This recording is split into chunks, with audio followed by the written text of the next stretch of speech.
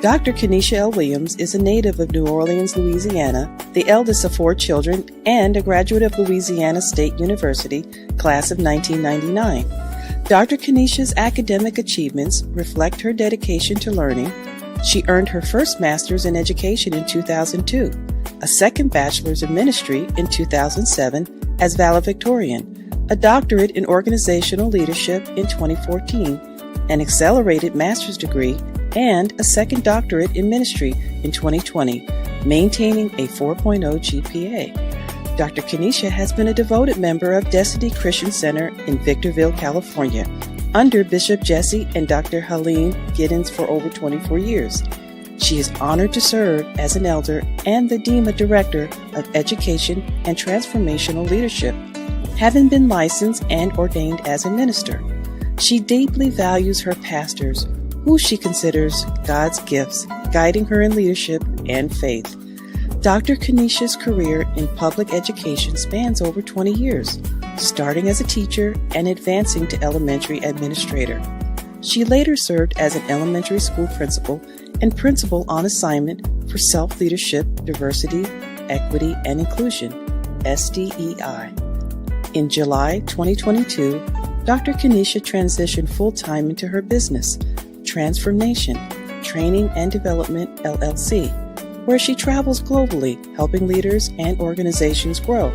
A professional speaker, trainer, and mindset coach, she has authored 8 books, with more set to release this year. Dr. Kenesha is mentored by Dr. John C. Maxwell and serves on his teaching team, having shared the stage with him before thousands. She has received Spirit Awards from school districts for her inspirational leadership, and in March 2023 was honored with the Dr. John C. Maxwell DNA Culture Award for her positive attitude. Her passion in life is to bring people inspiration, which opens them up for an impartation that yields illumination, causing one to receive revelation, so they can go through the process of reevaluation, which lands them to transformation. Forgetting all that, the one thing to remember about Dr. Kenesha is that God is her source for everything, and Jesus Christ is her Lord. At this time, please stand to your feet and give a warm welcome to Dr. Kenesha Williams.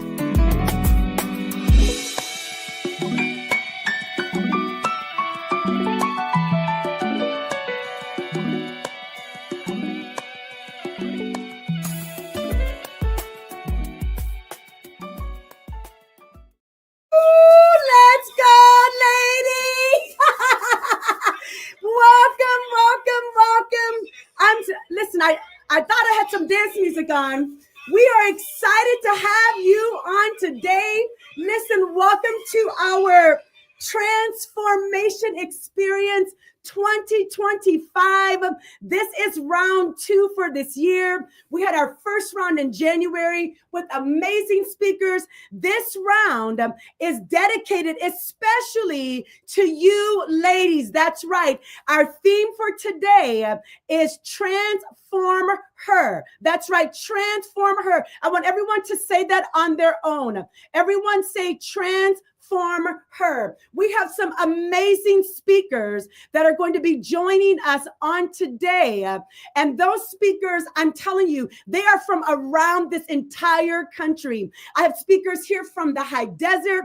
I have speakers from the East Coast, Central Time, West Coast, whatever other time zone that you can think of. We have some amazing speakers. And why? Because we are celebrating and acknowledging this Women's National History Month. And so I thought, what better way than we can do that than to have some wonderful women that is going to be joining us here. And so again, you want to buckle down. We are here for 3 hours. Now you might say, Kenesha, my attention span is not that long. Listen, friends, that's fine. This is going to be recorded. It's going to be here forever on the social medias. But I encourage you to share this with your friends. Share this with a young lady, a lady that's not so young. Watch it, lean in, because we have this diverse panel that's going to be adding value to you. Now, my very own mama, that's right, my biological mama is going to be on here with us later. I have one of my high school teachers. She is going to be on this panel. I don't know what she's going to say, but what you see right now is what she saw years ago. So she's going to be on this panel with us, and two of my goddaughters will be on this panel. I want to say the youngest guest is going to be 8 years old, and let's see what profound thing she's going to add to us. So again, we want to make sure to spread the word. Transform Her is on and it's popping, and we are ready to add value to the ladies. I was going to say of this community, but to the ladies of this world. So when we're thinking of this notion of transform her, people are like, okay, Kenesha, so what is the her? So when I'm looking at the her, and let's see, I think I have a graphic for this. When I'm thinking of the her, really that H is going to stand for heart health. And yes, we do need to take care of our physical heart, but also what is that heart that's on the inside of us, right? Like managing ourselves as women, making sure that we are okay physically, but that we are also okay mentally. Then when we look at the other part of her, that's going to be eternal eyes. That, listen, folks, there's more to life than right now. So if your life is not in a good place, that's okay, because you're breathing. That means that there's another moment of hope. There's an opportunity for change. And then the R stands for renewed resonance. So when you're thinking of resonance, I want you to think about who you are as a person, your essence as a lady, as a woman, as a young lady, as an older, matured lady. And we have to make sure that we're continually renewing that version of ourselves. And so you'll notice that I've got a picture here. This is when, gosh, I must have been, my mom would have to tell me maybe 5, 6, or 7. And you'll notice those hands on the hip. I've been doing what you see me doing all the way back then, except for I was a little bit smaller and shorter. Right? So knowing this notion of transforming her, the her has to be with us first.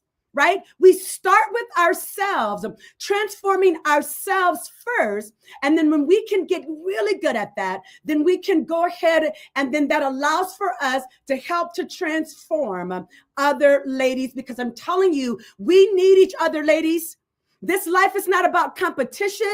This life is not about us confronting each other. We really need collaboration and complementing each other. I know as a lady, I definitely need that. And if you can be honest, you need it as well. So again, we've got a wonderful lineup, and we're going to jump right in with our very first speaker. I mean, I have been blessed by her, and I know that you're going to be blessed by her as well. So we're going to listen to a commercial from my coach, Dr. John C. Maxwell, and directly after that, you're going to hear the bio from our first speaker, our first Transform Her speaker, which is going to be Pastor Helene Marie Giddens. First, we'll start with Dr. John Maxwell. We'll hear her bio, then she's going to add some value to us.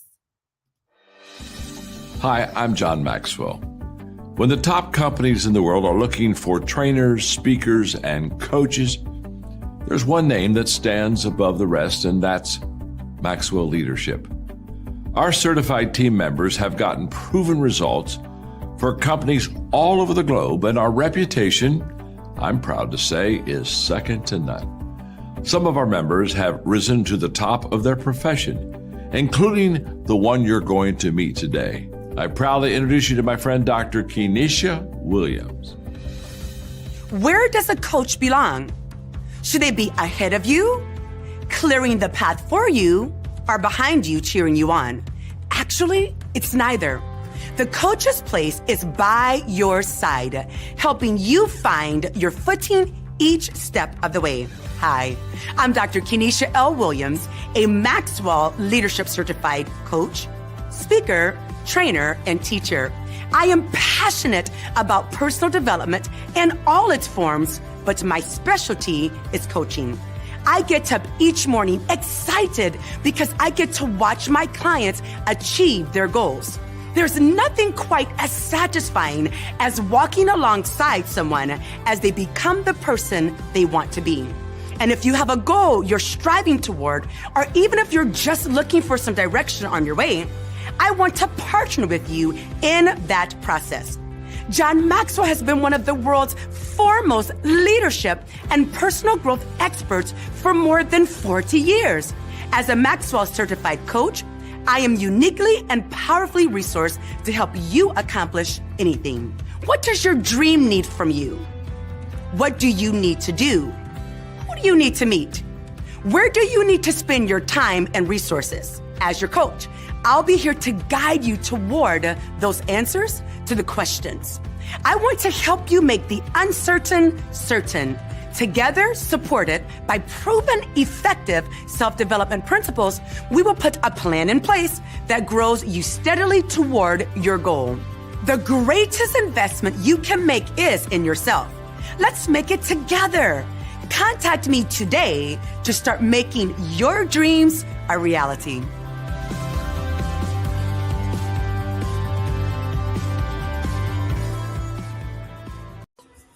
Dr. Helene Marie Giddens is the First Lady of Destiny Christian Center, located in Victorville, California. She and her husband, Bishop Jesse Giddens, have been married for over 38 years and just celebrated their anniversary on yesterday. The two of them have been in full-time ministry together for over 30 years. They have two adult children, Brittany Helene Marie and Jonathan David. Dr. Helene is a licensed and ordained minister of the gospel. She received her bachelor's degree in biblical studies from Speak the Word School of Ministry in 1996, her master's degree in theology from the Institute of Teaching God's Word in 1998, and her doctorate of ministry from the Minnesota Graduate School of Theology in 2005. She, along with her husband, Bishop Giddens, completed the sonship school of the firstborn under the tutelage of the late apostle Nathaniel Holcomb, who transitioned to be with the Lord, and their spiritual mother, Pastor Valerie Ivy Holcomb, in 2007. She is a sought-after speaker at women's conferences, seminars, and churches. Dr. Helene is anointed and has been appointed to speak the word in due season to them that are weary. Dr. Helene also established the Women with Destiny, WWD, and Daughter of Destiny Ministries, where both are geared toward Christian women's spiritual health and development. She says it is a privilege and honor to be able to share the life-changing word of God with God's people. Most importantly, she truly loves the one she preaches about, who is Jesus Christ, the Son of the living God. Dr. Helene says of her life that she has learned to trust in the Lord her God and encourages others to seek and sustain an intimate walk with Christ. She enjoys being alongside her husband in ministry and would not have it any other way. Please help me to welcome my First Lady, my pastor, my pastor's wife, Dr. Helene Marie Giddens. Hey. I am so excited and delighted to be a part of this Transform Her team. You're going to hear from some beautiful women who are different in every way, in every aspect, and you're going to be ignited. You're going to be inspired to do the best you that you have been created on this side of heaven to be. I'm a part of that, and I'm glad that you are here with us, joining in this very moment during Women's History Month. We're celebrating you. We're celebrating women, and it's exciting. We should be inspired. We should be delighted to be a part of all that is happening on the earth and in the earth in these days. So I'm blessed and favored to be alongside Dr. Kanisha as she is collecting all these wonderful ladies to be a part of today. She is talking about her. Using this in an acronym form, she's talking about heart health, the eternal eye, and renewed resonance. What a topic. Let me give you a little bit of background about myself. My name is Dr. Helene Marie Giddens. I have the privilege and the honor to work alongside my husband in ministry. We have been in full-time ministry together for 30 years, and it's been an adventure. Ups and downs, ins and outs. I'm telling you, it has been exciting. But I know it has been something that has brought a joy to me because it is my purpose to be able to share good news, to be able to share God's love and joy to people all over the nation and all over the world. So we have been in the city of Victorville, California, pastoring for 25 years. I tell you, it has been an experience.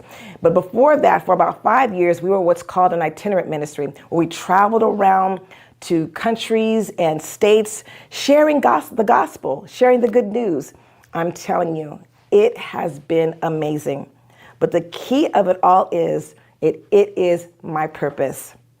And I hope that through all that you hear, all that you experience, all that you learn today, that you will tap into your purpose, the reason why you were created, the reason that you are here in the earth realm right now. You are not a mistake and you are not an accident. You are made with purpose on purpose to experience all the good things that this world has to bring to you. I'm telling you, it's in you to be great.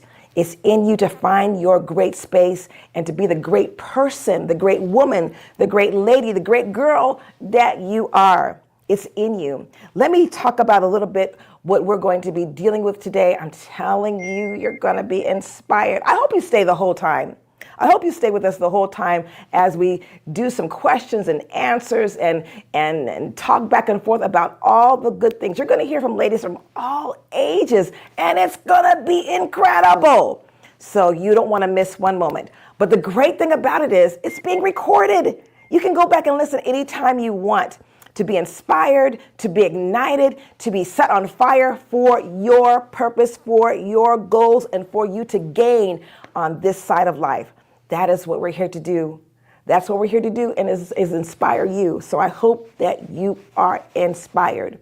So again, we're dealing with this acronym of HER. You are the her. You are she. You are the one. You are the one that these messages, these thoughts, these different things that they're going to talk about today is all gathered around to inspire you. You're going to hear testimonials. You're going to hear children. You're going to hear women of all ages share their dreams, their vision, their goals, what they've done, what they aspire to do. And I hope you are excited about it. Thank you, Dr. Kanisha. Thank you for asking me. I'm glad to be a part. So as we're looking at this acronym of HER, heart health, eternal eye, renewed residence. When we look at heart health, I know that she was not necessarily talking about our natural heart, but when we take care of our natural heart by drinking water, by feeding it good things for our bodies, and by doing some moving around, that means exercise. When we do all this moving around, when we eat right, when we drink plenty of water, it helps the heart to circulate the blood all through our system and all through our body. And that's how we stay healthy. When we think about the heart in the emotional sense, we think about how we should take care of our emotions. We should take care of our mind, our body, our soul. It's important for you to take care of you because nobody can take care of you better than you. And of course, if we have our moms and dads who love us and take care of us as we get older, but after a while, it's on you to take care of you. Because for you to be the best you that you can possibly be, you have to make sure that you can take control of the you that you are supposed to be. I know that's a tongue twister, but I'm telling you, you are the one that's looking after you. So do it. Take care of your heart. Feed it good things. Of course, like I said, eating right, drinking water, exercising, that's for our natural heart. But a healthy heart deals with our emotions. So therefore, we have to feed ourselves positive things. You got to even talk to yourself things that'll help you be built up. Read things that illuminate your mind and get you excited and enthused about the you that you are supposed to be. Keep your heart healthy. Giving love and receiving love pumps the heart full of the good things that you need to survive and thrive. So, to keep your heart healthy, you got to love yourself. You got to love others, and you got to let love in. Let those who are good to you love you. And as you do that, it makes you stronger, it makes you better. So take good care of your heart. And then your eternal eyes. What are you seeing? What do you see when you look at you? What do you see when you look in the mirror? If you see a bunch of negative stuff, that's not what you're supposed to see. You're not supposed to see the flaws. You're not supposed to see the mistakes. I know we do. We all do. We all look in the mirror and we see all the flaws, the scars, the mistakes. We see all kinds of things maybe that we've been through or that we're currently going through. But I want you to see the way you're supposed to be. You are, as I said, created for greatness. I know that sounds grand, but you, my dear friend, my dear lady, women, children, girls, listen, you're created for greatness. So when you see you, I want you to see the greatness that's on the inside of you. As you tap into the you that you are supposed to be, it should make you smile. It should make you glad. And as you see yourself, you will see yourself better and doing better as you tap into who you are supposed to be. Keeping your heart healthy, keeping your eyes seeing the right thing is very important. So like I said, what do you see when you look in the mirror? Start talking to yourself about it. Say, I'm great. I'm made for greatness. I'm made for the good things that are in this earth for me to do better. That's what you're supposed to see. And also, what are you supposed to see? You are supposed to look at and read things that encourage your soul, that encourage your heart, to encourage you to do better and to grow in the things that you learn. Because we learn by the things we see. Whether it's negative or positive, we learn by them. By the things we experience, whether negative or positive, we learn from them. We learn and we are supposed to grow thereby. So whatever it is you're seeing, whatever it is you're looking at, make sure you with purpose, on purpose, look at things that are going to encourage you, that are going to increase you, that are going to feed into the greatness that you are, that are going to feed into your purpose. You know why? Because you are created for a purpose. You're not created just to exist. You have been created to live a good life. And the only way that you can live this good life is if you're seeing right and if you are doing right by your heart. Give yourself the good things that you need to survive and then to thrive. That's the expansive, good life that you're supposed to lead on this side of heaven, I'm telling you. And then renewed residence. Oh, when we look at this, renewed residence is through mindful and even through meditation, which simply means taking time to center your heart and mind in a quiet place. That's what meditation is to take time, and that's what we all need to do. Take time just for a few minutes, 5 minutes, even 2 minutes of focused meditation and thoughtful mindfulness can get your mind in the right frame of mind so that you can walk out your day. As you sit, as you meditate, as you settle your heart, as you settle your racing thoughts, in meditation, it just simply means to center yourself in a good place and in a quiet place so that you can take on the day, so that you can take on your life. That's what it means to have renewed residence. So it is, I'm going to read it again, through mindful and even through meditation it simply means to center your heart and mind in a quiet place that you can find a renewed residence in yourself, in your heart. Amen. In your mind. That's important. It's the inner strength, which leads to personal inner awareness and harmony, leading to greater purpose. Listen, when you settle yourself, when you settle your mind, your racing thoughts, it causes you to center in and be who you are gifted, who you are graced, who you are set on earth to be. It's for you to obtain the greatness that you already are. It's already in you to be great. Listen, when you do all these things, it leads to your greater purpose, to your greater purpose. As I said, and I can't say it enough, you're meant to be great. Why? Because it's already in you to be great. So I hope that you are, as we go through this day, you are saying, I'm great. Go ahead and say it. I am great. You know why? Because you are. You're only saying and speaking what you already are. And that's why it's important to hear the right things. You got to know that you are great. You got to know it. Know it in your knowing that you are great. I hope that you are supercharged today. I hope that all the things that you experience through what you hear will help you to grow and to be transformed. I have one more thing. I want to tell you a story. There's a little story about a little donkey. This little donkey was wandering around. You know how they wander around in like desert places and can get lost sometimes. Well, this little donkey was running around in the desert's place, in a desert space, and it fell in a hole. Fell in a deep hole. And that little donkey started crying and started asking for help. And, you know, I know that donkeys don't speak, but this one was bleeping, and, you know, just crying out for help. Well, somebody came by.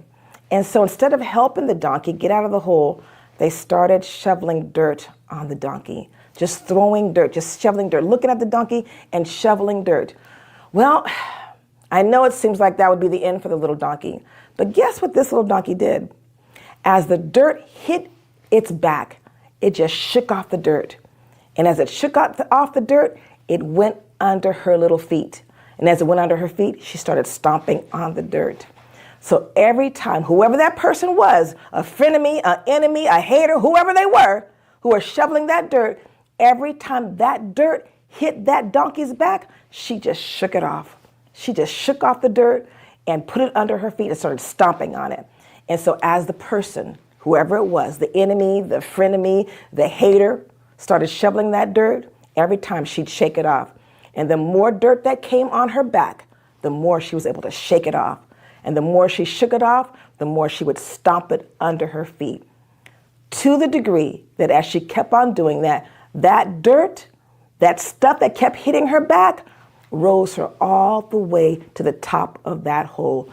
And she was able to walk out of that hole free. Listen, whatever hits your life, whatever hits your heart, it doesn't matter. All you've got to do is shake it off. Shake it off and let it make you better and not bitter. To transform your life, because it has to be up to you. To transform your life, you got to shake off the hard stuff. You got to shake off the ugly things. You got to shake off the dirt that hits your heart and hits your life. Shake it off and allow it to go under your feet and stomp on it. Stomp on it so it's solid, so it holds you up. That's what it's meant to do. It's not supposed to bury you. The things that come against your life, the things that are trying to hurt you, the things that are even trying to destroy you are not meant to destroy you. You shake it off. Shake it off every time it hits you. Shake it off with everything that's within you. Shake off the negative words. Shake off the negative comments. Shake off the negative things that happen in your life. Shake it off and allow it to hit the ground, and you stomp on it and allow it to cause you to grow, to thrive, and to be better. That's what real transformation is. It's allowing the hard things and the good things in life to make you stronger and to make you better. It's in you to thrive. It's in you to be great. You are the her that's going to change this world as you allow yourself to be transformed on the inside. I hope you enjoy your day today, but most especially, I hope you enjoy the rest of your life. Thank you for having me. I'm looking forward to seeing you all. Have an amazing and a wonderful day as you speak to one another and as you enjoy time with each other.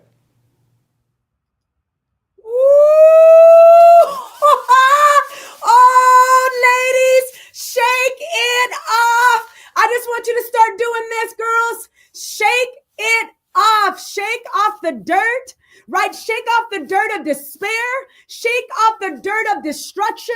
Shake off the dirt, for some of us, of divorce. Shake off the dirt of death, right? Because sometimes that is very difficult. Shake off the dirt that has tried to come to bury you, because life is not over, girls. Life is just beginning. Woo!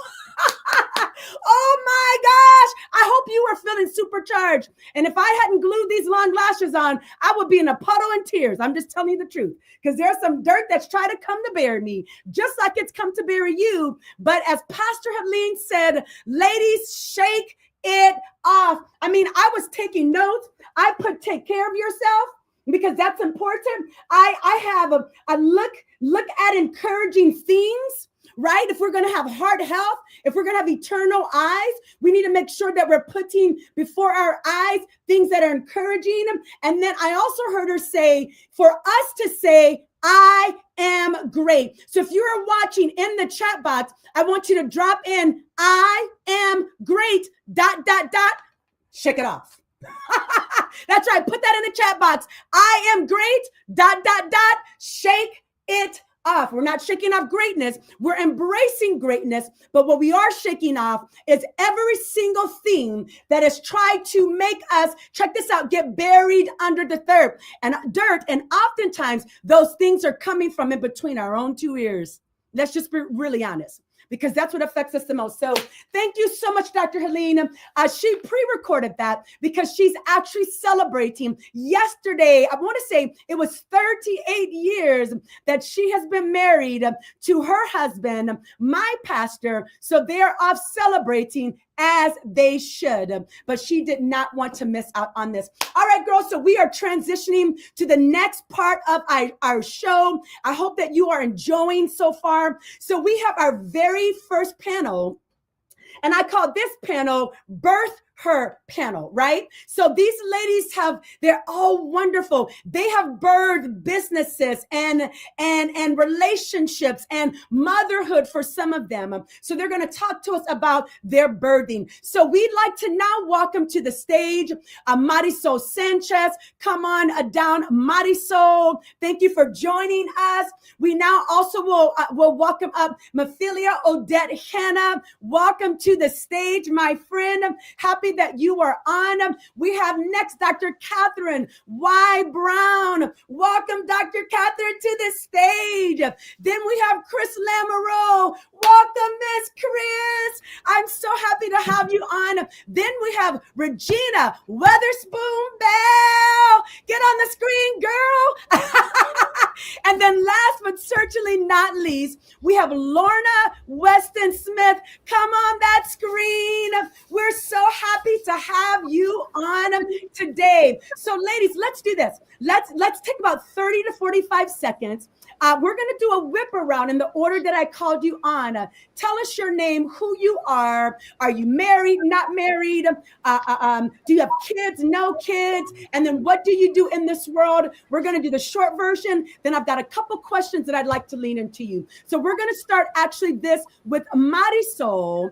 And Marisol is in my local area. And what I love about her is she's a boss, folks. In my phone, I promise you, I'm not lying. I've got Marisol, BOSS, boss lady, with her last name Sanchez. She's so humble, and she believes in growth. She sponsored my Transform Growth Conference for the last couple of years, and it's already on board to sponsor again this year. So Marisol, then after Marisol, we'll just kind of go in order. Go ahead, Marisol. Well, thank you, Dr. Kanisha. I mean, that's a high expectations here that you set. But my name is Marisol Sanchez. I am an attorney at law. I am married. I have two beautiful children, 8 and 10-year-old boys. And I am also the local McDonald's franchisee in the High Desert. So I do have a number of McDonald's franchises. Thank you for having me. She says a number. Let me just tell you, it's in the double digits. That's all I'm saying. I'm not putting her business. She doesn't have one. She's got double digits and just had the nerve to open 2 in the last year in the same local area. I'm just saying. All right, Marisol, thank you. This next lady, Miss Ophelia, listen, let me just talk about you. This lady lives in Vegas. She produces all of my books. So if you're looking for someone that's going to bring your book from beginning to end, then this is a lady that I have trusted. She's produced some books for some of my mentors. That's how I actually met her. And then when I began to write my books, then she was part of that production crew. So I can text her in the middle of the night, literally. She's got like 15,000 kids and a husband, and she responds. I'm like, why are you up, girl? Why are you up? So anywho, go ahead. Again, my name is 𝗚.𝗚.𝐻𝑎NNA. You're funny, Dr. K. Anyway, yes, I am a mom.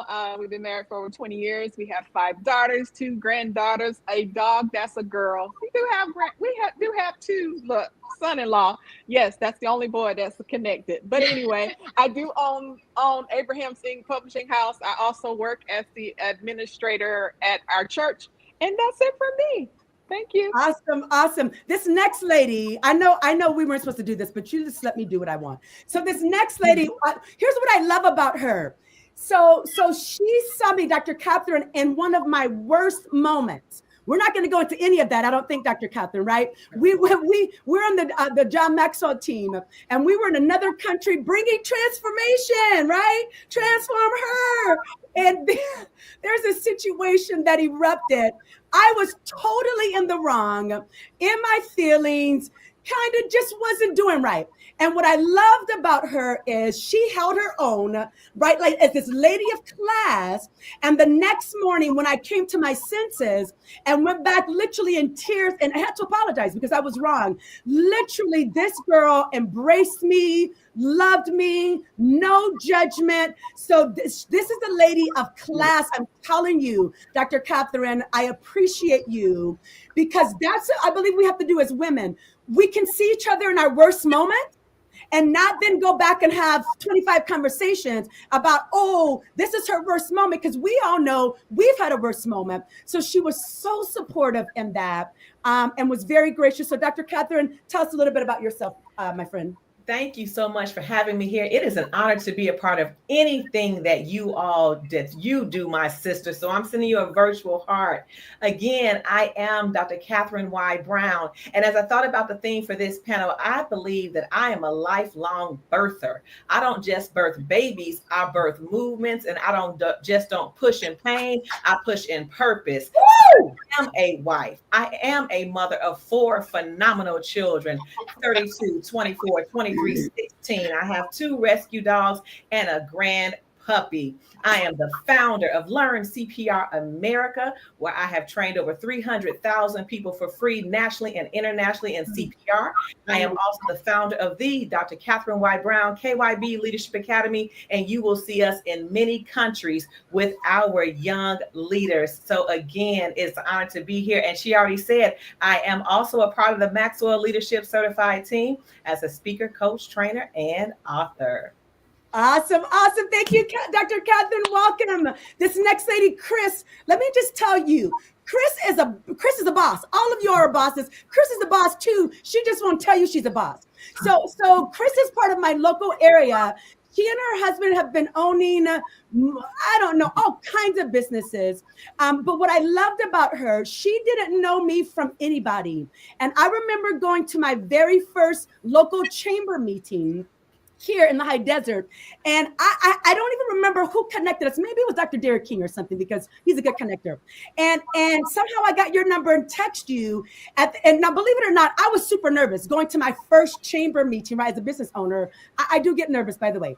And she literally threw her arms open, hugged me, embraced me, walked me over to her table, sat me down next to her. And literally every time we're in the same space, she will make her way to me and just ask me, okay, how's it going? How are you doing? She sponsored my events in the past.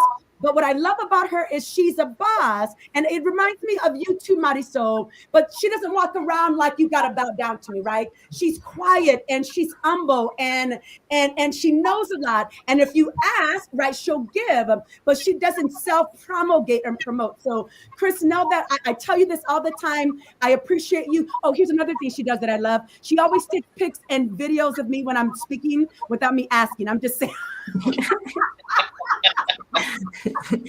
All right, Chris, go. How do I go after that? Dr. K is just inspiring, her energy, as you can see. So it's a pleasure to be here.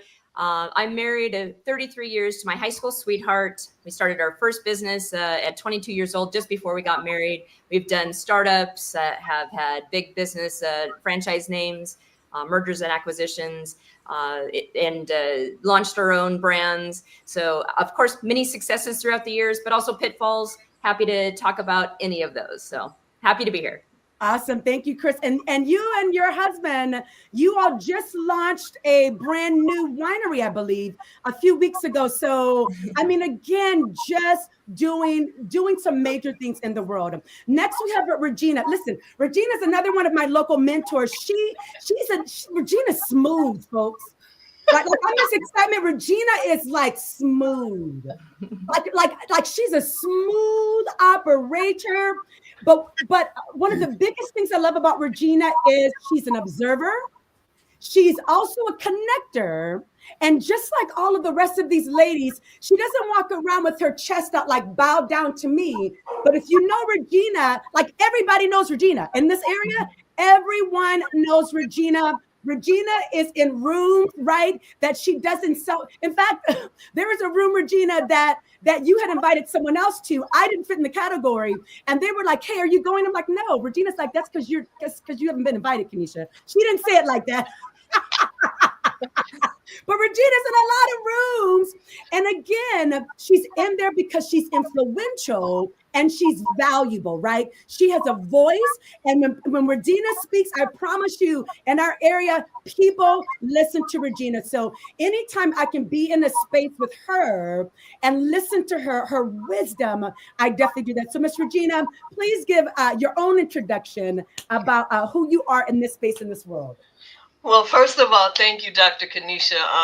What a wonderful morning already this has turned out to be. And I have to say to all of the ladies who are on this panel, I am honored and humbled to be amongst you. So thank you for that. Just to clean up a couple of things, it wasn't because you weren't supposed to be in the room. It was something that didn't have anything to do with any of the stuff that Dr. Kenesha does. So I just want to clean that up, right? But I'm happy to be here today, and I am a wife of 32 years. I'm a mother. My son is a beautiful, spirited, and minded individual, and I'm so happy that God blessed me to raise such an individual. I'm a daughter. My dad will turn 90 in October, and I feel hugely blessed. I wear a lot of hats, but I'm most proud of the work that I've been able to do. I retired about 2 years ago. I have a nonprofit organization called the Dreamers, Visionaries, and Leaders Project. We are 16 years old. We are doing what I consider some valuable work in our community, and I happen to also be a community advocate. So I'm always advocating for the high desert. If you know me, a lot of times people don't want to see me coming because I'm going to talk to you about the high desert. But I'm just excited to be here today and to be soaking up all of this great energy and knowledge. Thank you. Awesome. Thank you, Regina. And last but certainly not least, listen, this little lady, and that's no pun intended. She really is little. This little lady, Lorna, with her hat. So she's another part of the Maxwell team. If you are in the Maxwell community, you want to know Lorna. Lorna knows everything, literally, right? Lorna is the executive, I believe, assistant of Chris Robinson, who's the executive vice president of the Maxwell team, essentially like right third under John Maxwell. Let me just say that. We've got Mark and we've got Chris, and then we've got Lorna, right? And I think Lorna is over Mark and Chris. And right next to John Maxwell. But this lady is valuable with wisdom and knowledge, and she actually does care, right? Like she cares about the coaches. We have over, I want to say 65,000 coaches by now, maybe, Lorna, but she cares. And what's interesting is we have a Facebook group for the Maxwell team, and the joke is ask Lorna. Like if somebody needs any question about anything, imagine 65,000 people in 165 countries. And Lorna knows the answer to any of those people in any of those countries. So Lorna, I absolutely love you. I adore you. She's another one, a boss lady, but behind the scenes, right? Doesn't self-promote, but if you need something, Lorna's going to be there. So Lorna, give us a quick introduction. Absolutely. Thank you for that, Kanisha, and thank you for the invite to be here. Yes, much like yourself, I am a serial entrepreneur. I've had a number of different businesses, the latest being the coaching and training. I'm a founding partner, just like Chris Robinson, and he asked me to come alongside him when he stepped into that executive role in 2020. So I have been working alongside him. Mark, on the other hand, he's not my responsibility. That's Kimberly. I just make sure that Chris stays on track. I've been married it'll be 45 years this summer. I've got a daughter who is 42, a son 37, and another son who is 33. I live in Toronto, but right now, today, I'm actually on the West Coast in British Columbia visiting my daughter for my granddaughter's 5th birthday, which is today. So, yeah. So grandma's in the house right now. Absolutely. So I have a coaching and training business. I'm a speaker. I work with small to medium-sized companies on their culture and understanding how to really engage and get the best out of their people and give them their best in return. So I do that. And I also work with Chris alongside trying to keep all of you guys in line. Awesome. Well, thank you so much, Lorna. I know we took some time doing that, but for me, it's important that the audience knows who you are. When we're done with this panel, I am going to ask each of you to drop all of your contact information in our chat box and our comment box, because I want people, this is bigger than just this show, right? This is bigger than Kanisha. There's going to be something that you share. And my production crew is texting me saying I'm being long-winded. I know I am. They're saying you only have 15 more minutes of this segment. I know. But I thought that was important. So please be sure, ladies, that when we're done with this segment, that in the chat box, you drop in all of your contact information, because I believe you're going to leave a mark on someone today. So let's jump into it. So let's talk about being a leading lady, right? So if we can put up that definition of what a leading lady is. So leading lady is considered to be an actress playing the principal female part in a movie, a play, or television show. But I'm not interested in that. I want to know from you all, ladies, especially hearing what you all do. Like, how do you define what being a leading lady is? So I'm going to jump. First of all, Marisol, I know you have to log off because you're a mama today. And I know that you are out with your children and there's an activity that you've got to be in like 8 minutes. So I want to hear from you specifically here about what you consider as a leading lady, and then how have you applied that to your own life. Marisol, we'll go with you. Thank you. So I think being a leader just in general is having the inspiration, having the vision, but also having the ability to inspire others. So for me, being a leading lady, and the way that I work through my company is basically through servant leadership. So I want to make sure that we're giving others the opportunity. So not just showing them what they can do, but also helping empower some of my crew people and employees on how it is that they can complete their education, how they can become a homeowner, how they can better their families, and make sure that they have something to pass on to their next generations when the time does come for that. So being a leading lady is not, as you mentioned, just holding it out on your chest and saying, do what I say. It's showing them how it is that you are inspiring and how it is that you're living through your purpose. So that's how I see being a leading lady.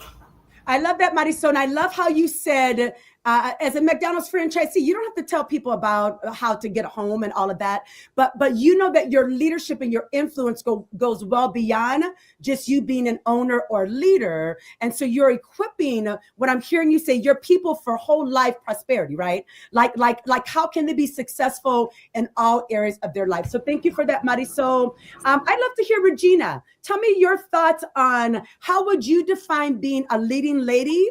And then from there, how would you say you've been able to apply that to your life? Wow. Well, I really agree with a lot of what Marisol said is being a leading lady. But according to the definition that you put up there, yeah, a leading lady plays a role, but we are the women.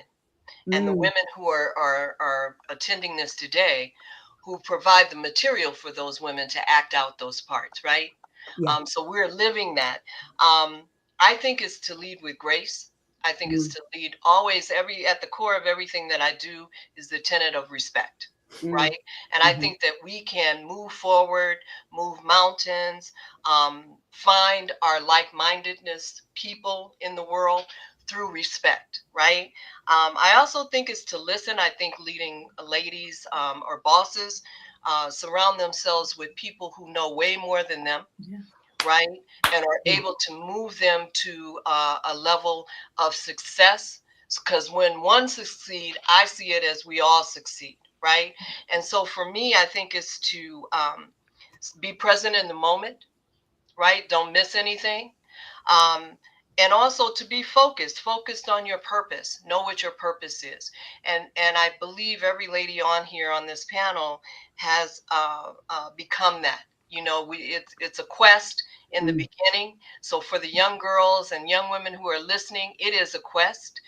You've got to be focused. You've got to be prayerful. You've got to be mindful and seeking what is your purpose. And once you find that and you know that truly in your heart, nothing moves that. You start to move firmly in your purpose. So I think for me, knowing your purpose and really moving from a place of respect in everything you do, even the hard stuff, even the challenging stuff, to always move from that place of respect. So Regina, I love that. So I'm going to drive us in a direction. So I wrote down lead with grace and respect. Then I wrote down, when one succeeds, we all succeed. And you said it so smoothly, as you always do, but I think I need to put a pin there, because sometimes as ladies, we struggle with that because of comparisons, because of everything that's out there, body type, body shape, skin color, all hair, non-hair, like all of this stuff that we as ladies have to deal with.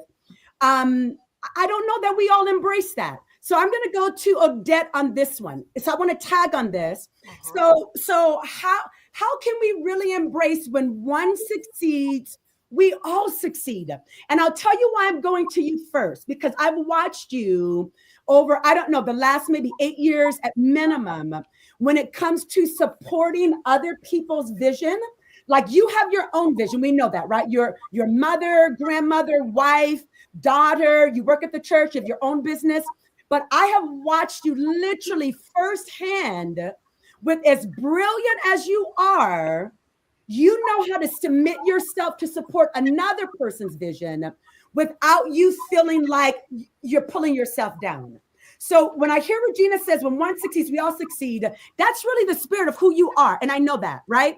Like, you want other people to win, and you don't feel less than because they're winning. So talk to us about that, Miss Odette. Then after that, Chris, I'm coming to you.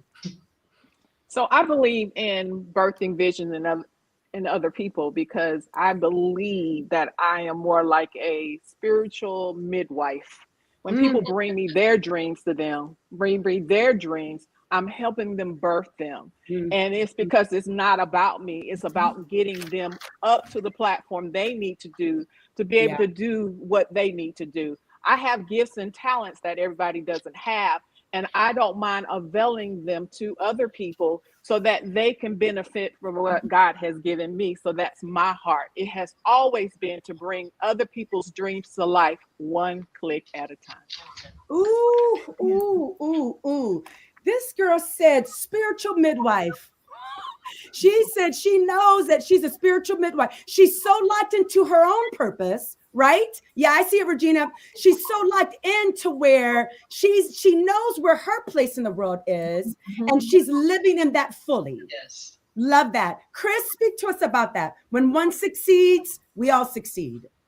Absolutely. And part of what I'm hearing, I think also needs to be said that continue being your own leading lady, but stay focused. Don't let the outside noise and distraction distract you.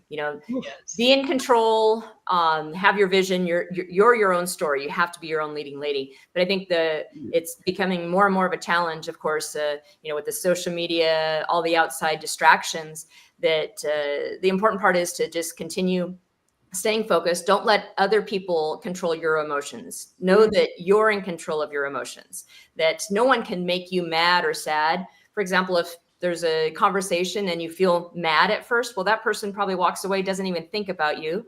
And if you're still focusing on that, they control you, they own you. So shake it off, keep going forward, shake off that dirt, as she said earlier, but just stay focused and be your own leading lady. I love that. I love that. Dr. Catherine, I'm going to come to you just with leading lady, right? Like leading lady and this notion of knowing purpose. Then we'll come to you after, Lorna. Knowing your purpose. One succeeds, we all succeed, which again, I feel like you demonstrated that to me when you saw me in that moment, right? When I responded in a way that wasn't appropriate, believe it or not, like you were able, you kept your place, right? You didn't leave your place, and you were then a support, knowing that we all have our moments. So talk to us about this notion of leading lady, Dr. Catherine. When I think about the concept of leading lady, I'm reminded that it's more than a title. Because as a leading lady, you in essence become the light in the dark room, the dark moments, the dark places that we go through. And so as you think about it, you have to think about, as a leading lady, I am a script writer when the script runs out. Oh, wait, just wait, come on, ladies. Say, Dr. Catherine, say that again. I am a script writer when the script runs out. Right, that's the leading lady, because we're going to go through some things. We're going to have some transitions. But when you're a leading lady, you don't have to play the part. You have to become the message. It's it. I don't have time to play the part. I become the message. And so that means that I have to lead from within, even when no one is watching. And so when you came up with this concept of birthing, I feel as a leading lady, we have to tell somebody, you have to understand a leading lady is going to have labor pains. Now, the labor pains that I had when I was birthing my 4 children, but it's labor pains that's a grip that calls you to your vision that won't let you sleep. See, contractions are a calling. There's pressure. Wait! Wait! Oh my! I'm trying to keep the tears because these lashes are about to come off, and you can't drop nuggets like that and just keep going. Okay, all right. But no, really, contractions are a calling. There's the contractions, and then there's the pressure of your purpose, and we all are going to get some stretch marks. And that's leadership. Those stretch marks, we're stretching. There are going to be some marks of the contractions, the pulling, and it's all part of leadership and being a leading lady. Because if we are honest with leading ladies, what we will tell you is that birthing isn't pretty all the time. Birthing is not pretty. It's ever. But it's a process.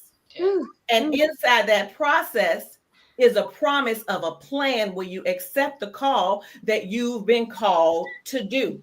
Yes. And that's transparency and vulnerability.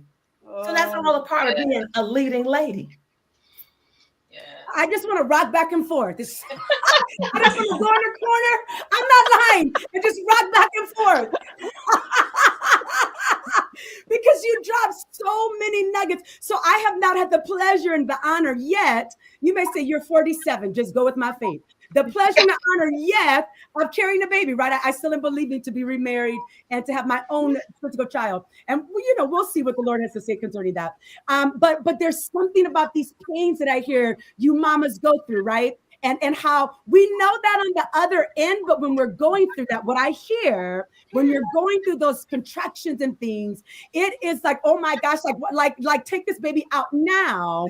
But on the other side, if you just keep going through that, right? When you're 10 centimeters and you're pushing that promise out, that's where the beauty is. But you've got to go through the nasty part of that labor. So, man, Dr. Catherine, phenomenal. Lorna, let's go. Lorna, let's hear from you.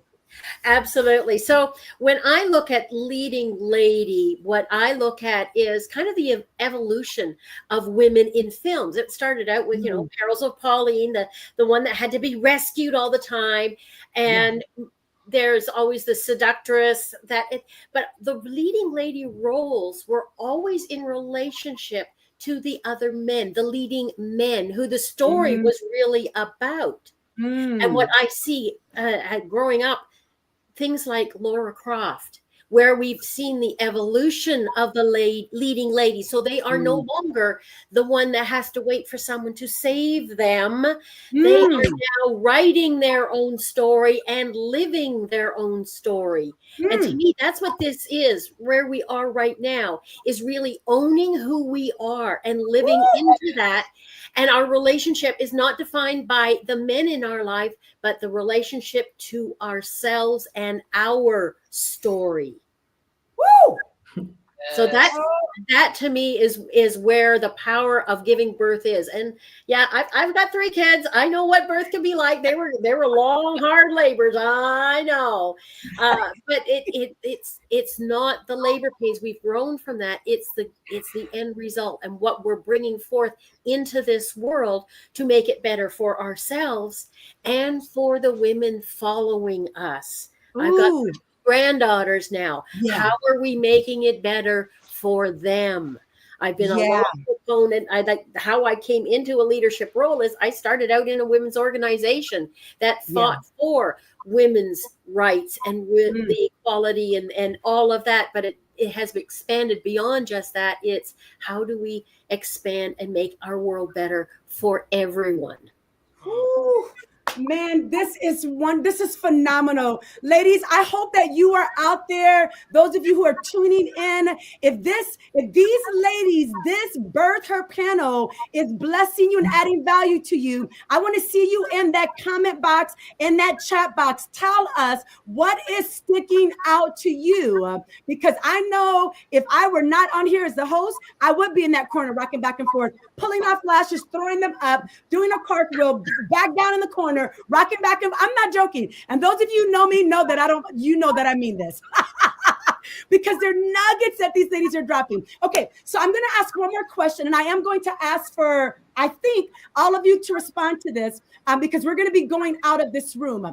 So what would be the message, Birth Her panel, that you would leave? And I want you to think of from young lady all the way up to however old you are, or all the way up to senior. Like what's your nugget? What is one thing you would want? And we're going to go in the order. We'll start with Marisol, then we'll go to 𝗏𝗏. We'll go in the same order. So what's one nugget you want to leave with the ladies or young ladies that might be watching this about anything that has to do with being a lady or a young girl or getting to the next level? Let's give us that, starting with Marisol. And as soon as she's done, we're going to go to 𝗏𝗏 and so on and so forth. Go. I think you guys are amazing women, so I've learned so much as well. So thank you for including me on this illustrious panel. I think the one thing that it's not easy, so don't give up. I think as you're going through this, as you mentioned, as you're going through the journey, you get the contractions and you have to grow that baby before you can birth it. So I think just don't give up and make sure that you're nurturing yourself. You're continuing to give yourself all the ability so that you can grow the baby inside of you and birth something magical. Oh gosh, I can't sit here but nurture yourself, because you got to nurture the baby. The dream is the baby. The purpose is the baby.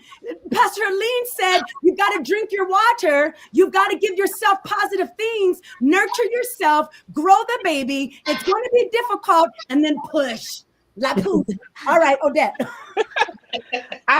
You know what? I sincerely believe that when you look good, I look good. So I believe in pushing people forward so that they can look good, so that when I make sure other people look good, I look good as well, because I've helped you become who you are so I can be who I am. Yeah. What I hear in that is be intentional, ladies, about supporting another lady. That's what I hear there. Be intentional, not accidental. Look for another lady or woman or young lady right now that you can help to push her to her goal. That's what I hear in that, Odette. Thank you, my friend. All right. So I just want to give you really quickly, I would say 5 things. Know your why before the world tells you what. Use your voice even when it shakes. Wait, use your voice even when it shakes. I'm sorry. Even when it shakes. Even when it shakes. Okay. Birth what you cannot stop thinking about. That thing you cannot stop thinking about, that's what you're supposed to birth. Link arms with other women, not egos, because collaboration is what creates culture and movements. Wait. Link arms and not egos. Not egos. Not egos. Not egos. It's okay to start messy, but show up anyway, because disruption happens when you begin with a decision not to shrink. Oh. And 6, don't wait for people to shake a pom-pom. Bring your own pom-pom with you.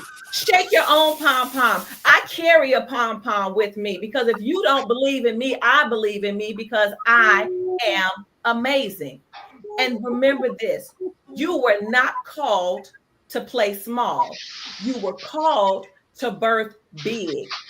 So lead loudly, disrupt the silence, and flip those tables and build build the altars, because it is time for you. So I would just say, for every woman, person listening, you don't need permission. You don't need perfection, but you do need to push. And when you push hard and fast, past the hurt, past the pain, past the imposter syndrome, you will bring forth what only you were called to do. And when you walk in your purpose, you are going to complete the missing piece in the universe that only you were called to do, and the world will never be the same. So it's birthing season. Push.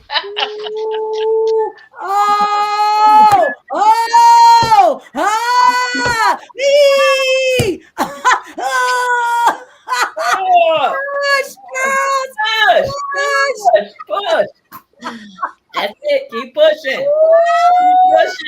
Keep pushing. All right, Chris.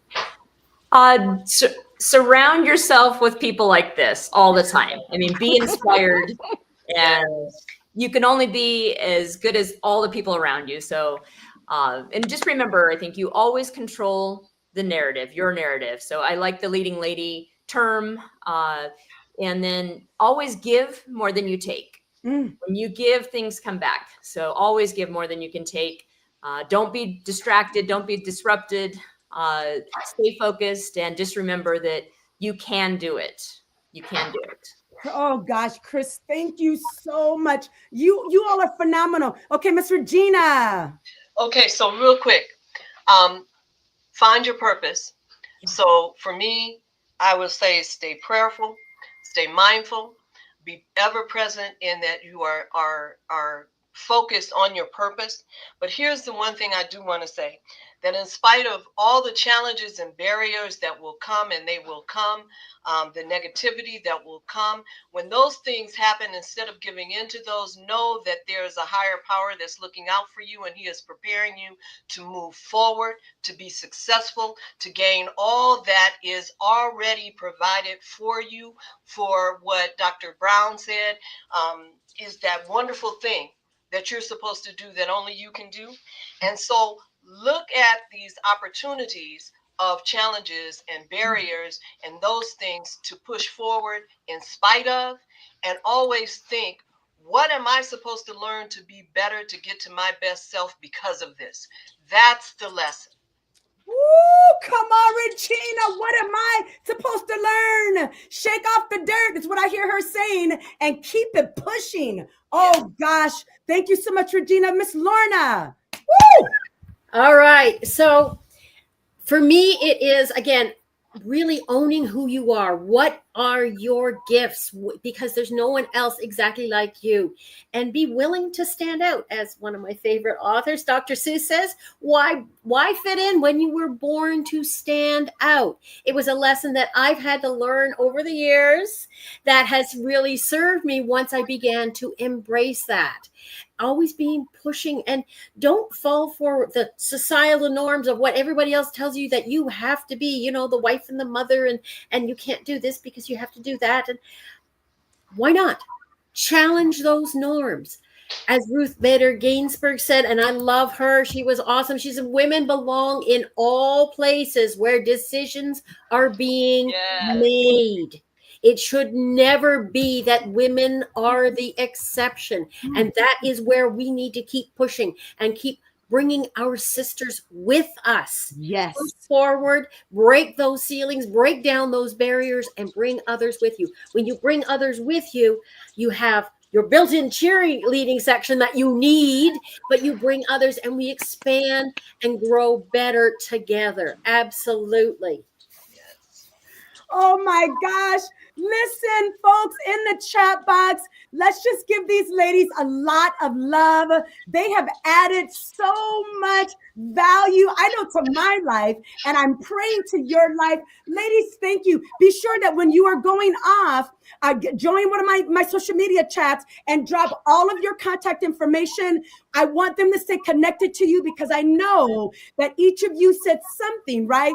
That's going to get these ladies to reach out to you. Many of you have YouTube pages, your coaches, yourself, your business owners. So again, thank you, ladies. As we're waving you off, thank you so much for being on the panel with me for today. You all have been absolutely wonderful. So I wish we could stay here, but we do have to keep going. So we have another Transform Her speaker that's getting ready to blow it out of the park for us. So this lady, I met her also. She is a professional speaker. Her name is Tina E. Grimes, and I met her on the Maxwell team, fell in love, and stalked her for months.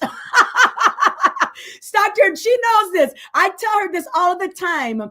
And so stalked her. Why? Because she is successful, and not just the world success, but really cares about others and believes in adding value to others. And so we're going to have our bio for Tina, and then she's going to be the next voice that you hear. Tina E. Grimes, CEO of Tina Enterprises, is an international speaker, coach, and trainer certified at the highest executive directive club owner level with the Maxwell Leadership Certified Team. For over 30 years, Tina has coached and trained thousands of individuals and corporations. Tina is an innovative, multi-talented leader with a proven track record of assuring client success.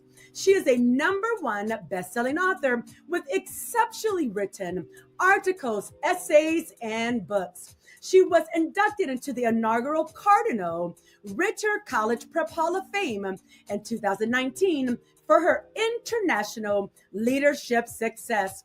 Tina E. Grimes has received numerous awards and recognition, including the inaugural Women of Distinction Award for inspiration from the Girl Scout Council of Eastern Missouri. She has coached and trained in Paraguay most recently and earned the highest honor of being selected as a main stage speaker at the most prestigious International Maxwell Certification Conference. In August of 2020, out of 35,000 coaches in 160 countries, Tina E. Grimes won the John Maxwell Team JMT DNA Culture Award for exceeding expectations. Tina has been married to Mark Grimes for 25 years and has 2 beautiful children, Maya and Mason. Let's welcome Tina E. Grimes. Hello and welcome. It's good to be here with you all today to talk Transform Her. So, as I start Transform Her, one of the things is that I'm a lover of words. So, I'd like to share with you just to level set today on when I think about transformation, what I'm actually talking about, because that's going to actually set the precedence for the rest of today's presentation. So, if you're taking notes, take notes. If you would like to comment in the chat, I welcome your interaction today and really break down this concept of transformation. When I think of transformation, some of the best definitions of transformation that really resonate with me include the following: a thorough change or form, a change in form or appearance. So if you are typing in the chat, write down these definitions and what parts of the words that really stand out for you. An induced or spontaneous change of one element into another. That's key to remember, from one element into another. A complete change in appearance or character of something, especially when that thing is improved. Make note of that. A transformation, a change results in improvement. To change in character or condition, or a major change in the form, shape, character, or nature of something or someone. Now, that should really resonate with you today, because we're not just talking about transformation of things, we're also talking about transformation of individuals. And today, with all of you illustrious women represented here today, my question as I go through this talk today is, how are you transforming? And if you feel that you've already made that metamorphosis into a transformative state, then what is it that you're going to go and do? See, my company is Tina Enterprises, which stands for Turning Intent into Action. So everything that I talk about today, don't just take the principles that I talk about, but actually ask yourselves, how am I going to apply those principles? Now, write that word in the chat right now for me: application, action. Put that in the chat so that I know that as you're listening today, you are not just listening for the words, but you're listening for how you're going to actually apply it. So when I thought about the topic of the conference and looking at the various components of women and who we are and how we're made, let's start with the heart. And as you know, we lead with our hearts. We're emotional beings. So when we talk about heart health and we talk about it in regards to transformation, let's think about really how God allows people who are around us or people who are in our environment to help to transform us. All right, I'm gonna pause right there, because I know some red flags are already going up when I say that, because some of you all may not have experienced environments where you have people that can actually nurture you, pour into you, and where as women, you trust in that way that you allow people to do that. So I'm gonna ask you, if that is a challenge for you, make that a part of the goal as we talk about transformation, because we can't do it alone. In the previous panel, I just heard the conversation about labor. Lord knows I understand labor pains and all that you all were discussing. But when you talk about that, how many of you all were in the labor and delivery room alone? Probably not very many people. There was someone there who was coaching you. There was someone in your environment or in your surroundings who were helping you to birth that baby. So as I talk about transformation today, and I talk about heart health, and I challenge you to look at the people who are around you and to find that trusted circle of people who can actually add value to you, then think about that whole concept of labor and how you didn't do that alone. And if you never had a physical baby, even if you pushed out a vision of some sort, you didn't do that alone either. So we talk about our heart and we say, and even scripture says, guard your heart. But I am challenging you today to guard your heart, but not be guarded to the extent that you really miss the divine connections in your lives. All right, I'm gonna pause there because I want that to sink in. Guard your heart, but don't be guarded to the extent that you miss the divine connections in your lives. Because when there's transformation that's taking place, transformation is hard. Transformation is something that's not easy. If it were easy, everyone would be doing it. But leaders, women leaders who are on the call today, as you look at those areas that you know you need to transform in, and even if there are some men listening in, if you're looking for those areas that you need to transform in, you have to, one, acknowledge that transformation is hard, and two, that you can't do the journey or go the journey alone. Now, I know that as women, many women ascribe to the philosophy that women can't get along, women catfight and all those kinds of things. I grew up in an environment, and I've always been surrounded by women who pushed me to excel and who surrounded me with ideas and really cultivated purpose. So I am encouraging you, and I see you in the chat saying, guard your heart and don't miss those divine connections. So open your heart, guard your heart, but don't be so guarded. So as we talk about heart health is a transformed heart transforms lives. Put that in the chat. A transformed heart transformed lives. Now, the heart is more than just for pumping. We know that out of the issues of life flows from the heart, but it's our center of energy. It's our center of emotions, and it's our center of endurance. So as we're talking about heart health, and we're talking about transformation and how the heart plays a part of that, remember that it's the center of our emotions, it's the center of our energy, and it's the center of endurance. So emotionally, an open heart fosters resilience, empathy, and leadership. An open heart fosters resilience, empathy, and leadership. So we talk about the physical heart and we exercise, and I know I'm getting my steps in. I'm not going to act like I was always doing that, but I have a wonderful accountability partner who keeps me on track in my daily walking and my physical exercise. So that's going to help my physical heart. But emotionally, the heart opens up for resilience, empathy, and leadership. So as leaders, when we are watching our heart health as we transform, then leaders with strong hearts don't just survive, but baby, we thrive. We don't just survive, we thrive. Now, thriving has been my word for 2025. So we can no longer live in survival mode. So if for no other reason, you need to transform so that you can not only survive, but thrive. Key point. Now, in the action, I want you to write this down as your action step. This is your Tina tip or your action step. Adopt heart healthy habits. And whatever that looks like for you, make sure that you are sustaining your energy and sustaining your purpose. I heard you all talking about purpose before. It's very important to understand your why and to know your purpose. So that was number one in looking at heart health. Now let's talk about eternal eyes as we talk about transformation and transformational leadership and transforming. When we talk about transformational eyes, for me, the statement that I want you to start with is transformation begins with vision. Put that in the chat. Transformation begins with vision. Why is that? Scripturally, we know that without a vision, the people perish.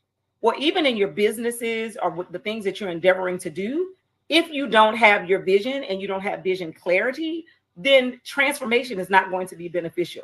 Because when we're transforming, as you heard in the definition, you're moving from some original state into a new state. So as you're moving into that new state, you need a rubric of some sort.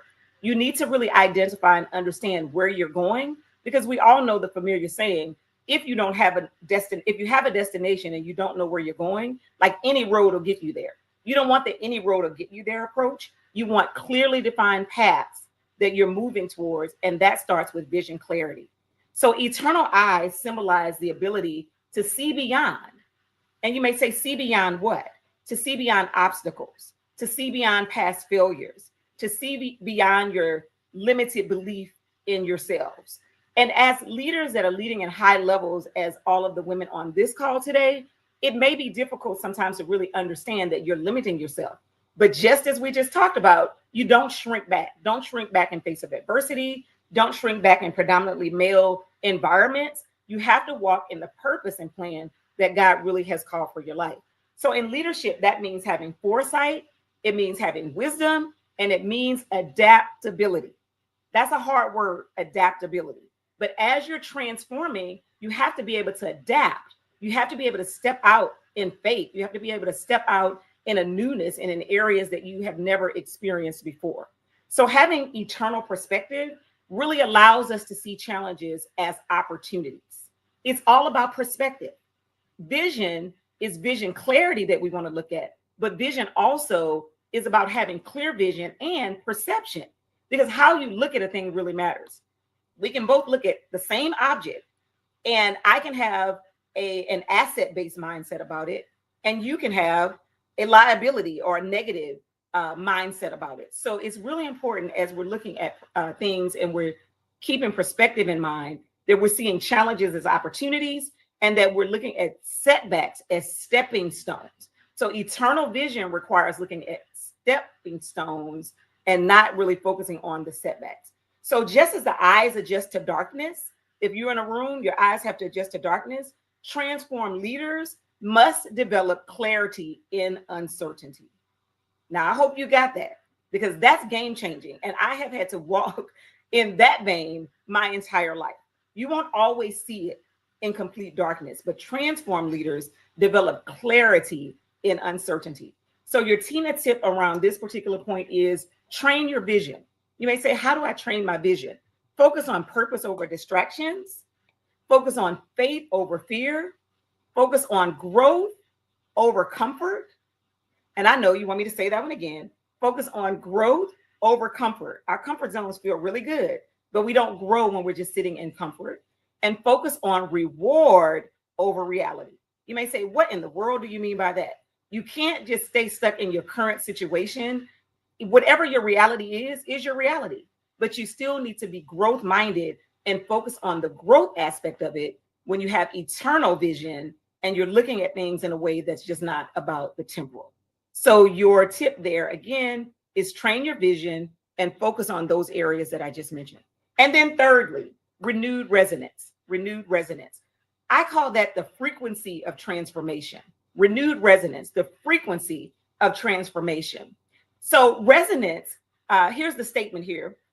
True transformation vibrates outward.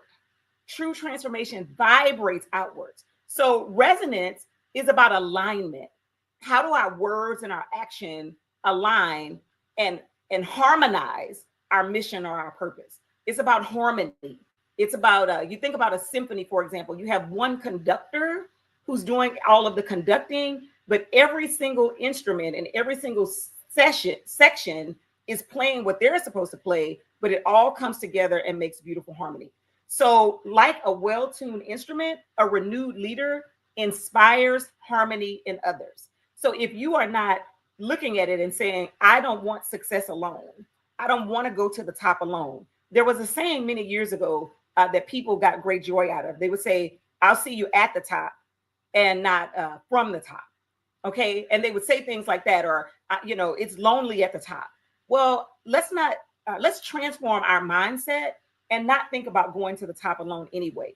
Always think about how we can take someone else with us along the journey. So as you transform, how are you going to help someone else transform? Because transformation isn't just about what changes inside, but it's about how that change echoes in the world.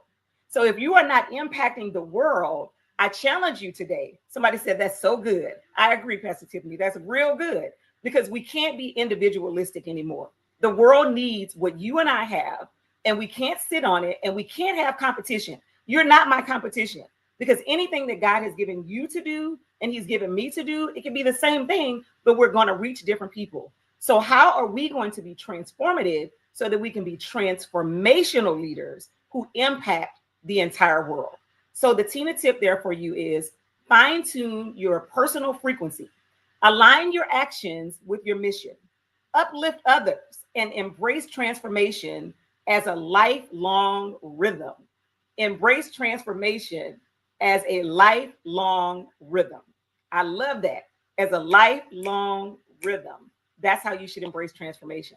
As I go, or as they say, as I close, or as I run to my seat, I want to leave you with a few things that I talked about recently that I believe after you transform are really important next steps. We don't want you all on the call today and you get all of this great information and you don't know what to go out and do about it.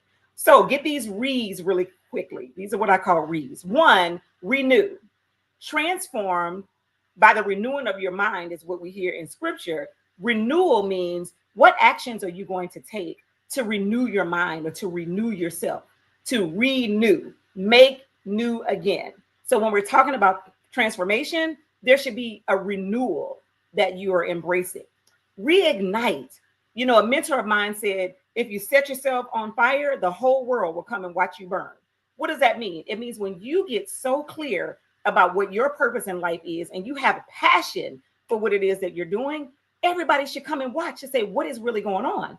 Now, we understand that we don't need the eyes on us for self-glorification. We know that the eyes are on us so we can point and direct people to who we know is the person that gives us the ability to do that. And that's God, just plain and simple. So reignite so that people can ask you, what is it that you're doing? Like, how are you having that level of success?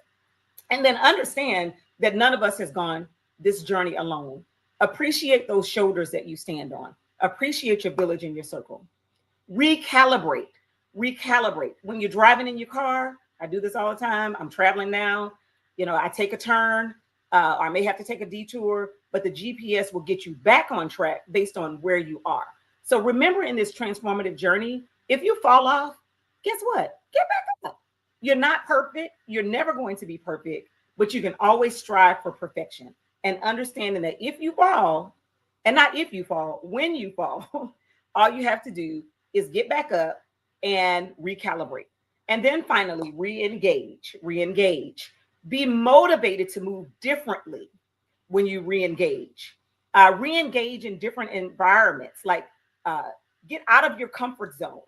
Go back into some areas that you know that you're called to be visions and people of transformation, and make those connections and do those things that really support the transformative process. When you renew, reignite, recalibrate, and re-engage, all of those steps are steps after your transformation that's ultimately going to help you to not just be a leader, but to be a servant leader and to be a transformational leader, because we know and understand that transformational leaders are the world changers, transformational leaders are the game changers, and transformational leaders are the ones that are going to make it happen. Thank you very much. And don't just sit on it, but turn intent into action. Oh my gosh, Tina E. Grimes. Listen, folks, let's give her some love in that comment box, in that chat box. Tina gave us so many nuggets.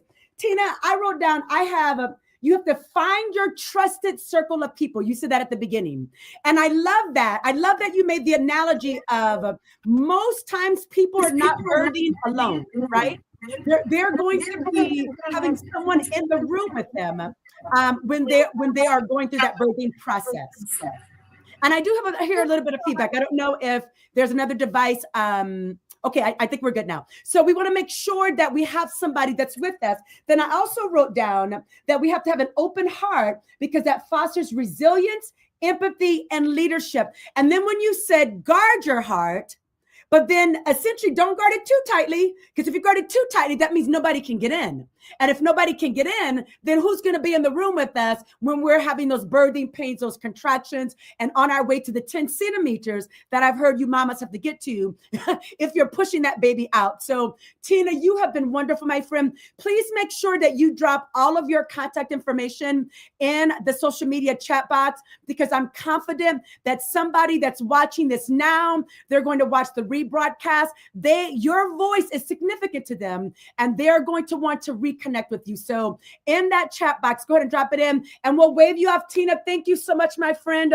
I appreciate you. You were absolutely phenomenal. So again, ladies, young ladies, I hope that you are stirred up, fired up. This is our transformational experience 2025, our second quarter, and our theme for today in celebration of National Women's History Month is Transform Her. Who's the her? You, me, us, ladies, right? H is for heart health, the E is for eternal eyes, and the N is for renewed resonance. So we're going to keep it moving right along to our third Transform Her speaker.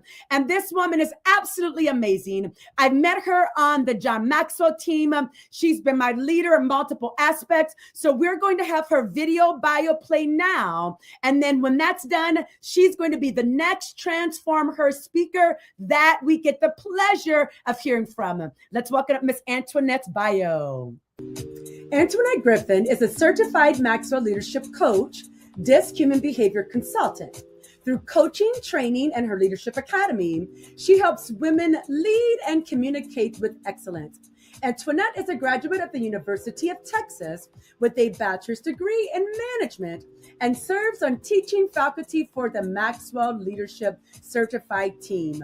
Antoinette's self-proclaimed life tagline is "Formerly shy, forever introverted." She specializes in helping highly intelligent and skilled introverts successfully navigate the demands of an extroverted society. As an instructor at the University of Texas Center for Professional Education, she helps introverted business professionals lead and communicate effectively, and her YouTube channel, youtube.com/Antoinette Griffin, helps introverts show up bold while being true to who they are. Antoinette lives in Atlanta with her husband, John, and sweet senior husky, Mila. Let's welcome up Antoinette. Hello, everybody. It is so great to be talking to you ladies today. And I have gotten so much from this session already. Oh my gosh, I am super excited and motivated. So I am going to be talking to you about something today that all of us have dealt with at one time or the other. And once we're aware of it, that really is the way that we're going to be able to transform ourselves into the people that we need to be, into the people that God wants us to be. And that is something that we've all heard about, and that is imposter syndrome. Imposter syndrome. Let me tell you a story.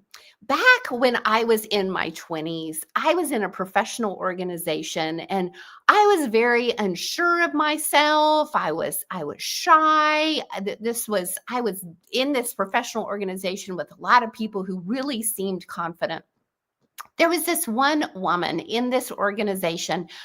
Because of social media, I'm not going to give out her name, but I will make up a name. So let's say her name was Beverly, and it really wasn't. But Beverly was this woman that I admired so much because she was so smart. She dressed amazingly. She had this professional air about her. Not only was she professional, not only was she smart, but she was funny. She was warm. Everybody liked her. And I really admired her. And so she started dating a guy in this same organization that I was really good friends with. And I was talking to him one day about Beverly, his girlfriend, and he admitted to me, he said, "You know what?" He said, "She really feels like a fraud." And I said, "What do you mean she feels like a fraud?" And he said, "She is so afraid that someday everybody's going to know that she doesn't really know what she's doing, that she's not this great person that everybody thinks she is." This was before I was familiar with this term, imposter syndrome. This was before it was a popular term. But I remember when I heard him say that, I thought, oh my gosh, well, that is amazing. And maybe there's hope for me because if she feels like a fraud, oh my gosh, maybe it is okay that I'm having these feelings of feeling like a fraud and feeling like I shouldn't be here. Additionally, just like that. So what is imposter syndrome?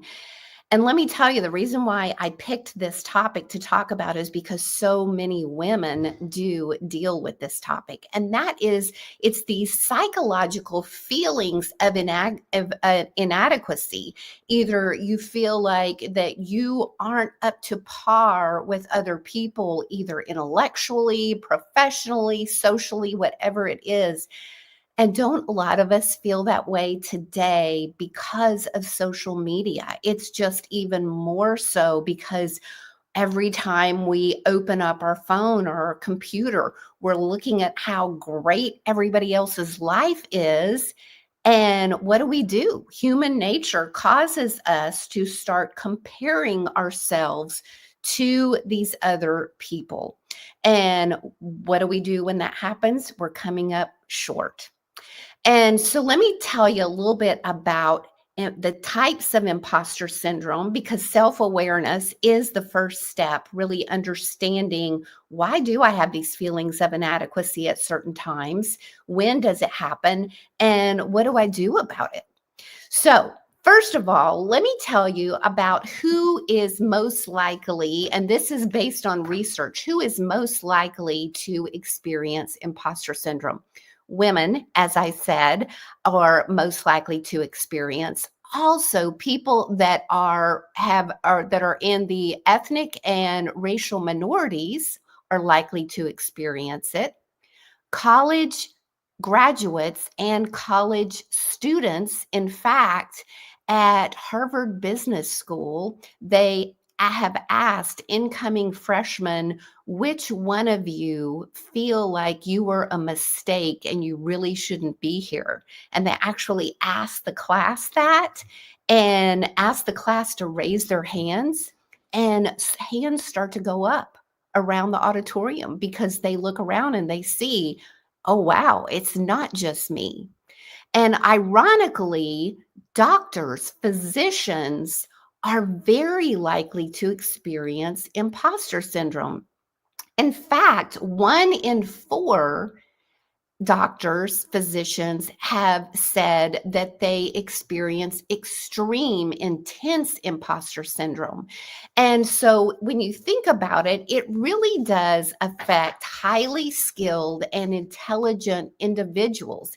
In fact, it's one of those cases that when you think that these other people are experiencing imposter syndrome, it should make you feel like it really is okay, because other people that are highly intelligent, other people that are in very skilled positions are also experiencing this. So there are 5 types of imposter syndrome, and I want you to think about, what type do you most identify with? And it could be more than one of these types. The first type of imposter syndrome is the person who is the perfectionist, the person who says, everything has to be 100% perfect, or else I feel like an imposter. I feel like an imposter if I have made a mistake. I feel like an imposter if not every detail has been uncovered and every T has been crossed and every I has been dotted. That's me. This is the type that I fall into. I am that perfectionist. And of course, I'm not perfect. So of course, I'm going to fail. And when I'm not perfect, I start to feel like an imposter. The second type of imposter is the superhero. This is the person who feels like they need to be there for everyone. And if somebody asks them to do something, or someone needs them for something, or someone asks them for a favor or borrow something, and they can't be there or do something for another person, they feel like an imposter, because they feel like they need to be the superhero. The third type of imposter is the person who feels like they're an imposter because they are not the expert in everything, meaning they don't know everything. So it's more of the knowledge. So probably when you think about the physicians, when you think about the college students and those that have just graduated in college and they're going for an advanced degree, that can be a very popular type of imposter syndrome, because they feel like they're around all these very smart, very intelligent people. The third one is the natural genius. And that's a combination of the perfectionist who feels like everything should be perfect, and the person who feels like they should be the expert in everything, and also feels like that they should be very quick, very speedy. I'm getting stuff done quickly. They're a genius. They don't need to take time at all because they are a natural genius. And when they're not skilled, or they're not successful in all 3 of those things, they feel like an imposter. And the next type of imposter is the soloist. And that is the person who says, I don't need any help. I can go it alone. And oh my gosh, when things get difficult and I do need help, then I feel like an imposter because I haven't been able to do everything on my own. So in the chat, go ahead and type which one do you think that you can most identify with? And I'll read those again. It's the perfectionist, the superhero, the expert, the natural genius, or the soloist. And some of you are saying all of them, and I can totally understand that. So the first step is that self-awareness. What do you do now that you're saying, okay, I am aware of this and this is not true? Because that's the thing about the imposter syndrome is it is despite that you really do know things, despite that you really are skilled and that you do have talents, you're not going to be perfect. You're not going to get it right every time. And so how do you deal with this little voice inside of you that tells you that you're an imposter? Well, first of all, by practicing transparency and vulnerability. Now, not to everyone. You don't want to just like, for instance, if you're getting ready to stand up and speak, you don't want to say, well, I really feel like an imposter up here. Or I really feel like I don't know what I'm doing. So there's a time and a place for you to speak, but in those safe circles to really feel like, okay, I am going to be vulnerable and I am going to be transparent and voice it out. Because whenever you're vulnerable about your weaknesses, about your challenges and your doubts on things, then it makes you more of a real person. And it takes confidence to be able to do that. For instance, me talking about the story in the beginning about how I was just kind of relieved when I found out that Beverly, I felt like an imposter because it made me feel better. And to be able to feel safe enough to be able to say, yes, I struggle with this as well. Journal the facts. I am big on journaling because, for instance, you have a win or you land a sale or a job, or your family praises you for something that you have done for them that you feel really good about. So being able to journal and go back and look at your skills, go back and look at your talents, you look at your characteristics where you really do succeed. And that's in black and white. When you've journaled it, you can go back and go, this is proof. This is actually proof of my value and the person that I really am. Keep a list of those strengths. Keep a list of your talents, your strengths. We're really big on that in the Maxwell world of really saying, hey, these are the areas where I know that this is my strength zone, and really focusing on our strength zone, knowing that we're not going to be perfect with everything. And then one of the things that I do is I keep a feel-good file. So somebody emails me something or somebody mails me a card and they say something particularly nice about me that I'm thinking, wow, I really need that. And I really want to remember that. I'll file it away. And when I'm having a bad day, I'll go read that feel-good file because it's so easy to forget in the moment when people are saying nice things about us and people are giving us those compliments that in the moment sound, oh, thank you so much. That sounds great. And other days we're going, I really do need to hear that. And then lastly is practice being present. Practice being present in the moment, in whoever you're with, in whatever you are doing. Don't shrink back, as Tina referred to. Be careful not to shrink back, but to be all in whenever you're doing something, whenever you're with another person, even if you're with yourself and you're concentrating on something, rather than listening to the little voices in your head of doubts. Because then when you do that, you're focusing on yourself rather than really being present and going, you know what? I'm not perfect. I don't know everything. I'm not an expert. I'm not a genius. I'm not a soloist. I do need help. And I'm going to be really present in whoever I'm with and whatever I'm doing. And lastly, remember, no one is as confident as they really appear. No one has it all together like they really appear. So we are comparing our insides to other people's outsides. So like right now, if you're comparing yourself to me, you're just comparing to my outside because you don't know what all is going on the inside. So know that whenever we're comparing ourselves to others, that it's not a true, accurate comparison. It's human nature. So we all do it, but reminding yourself of reality, and no one is as competent as they really appear. So I hope you have enjoyed this.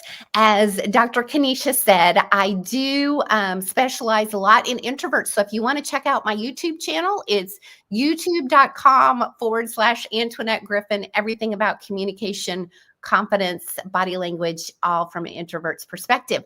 Thank you, Dr. Kenesha.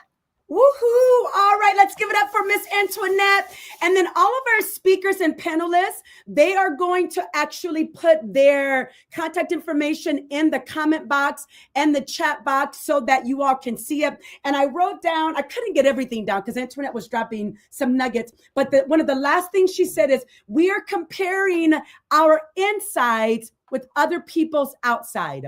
I often tell people, nobody's posting their worst day on social media and taking selfies and saying, hey, here's what I look like when I first wake up.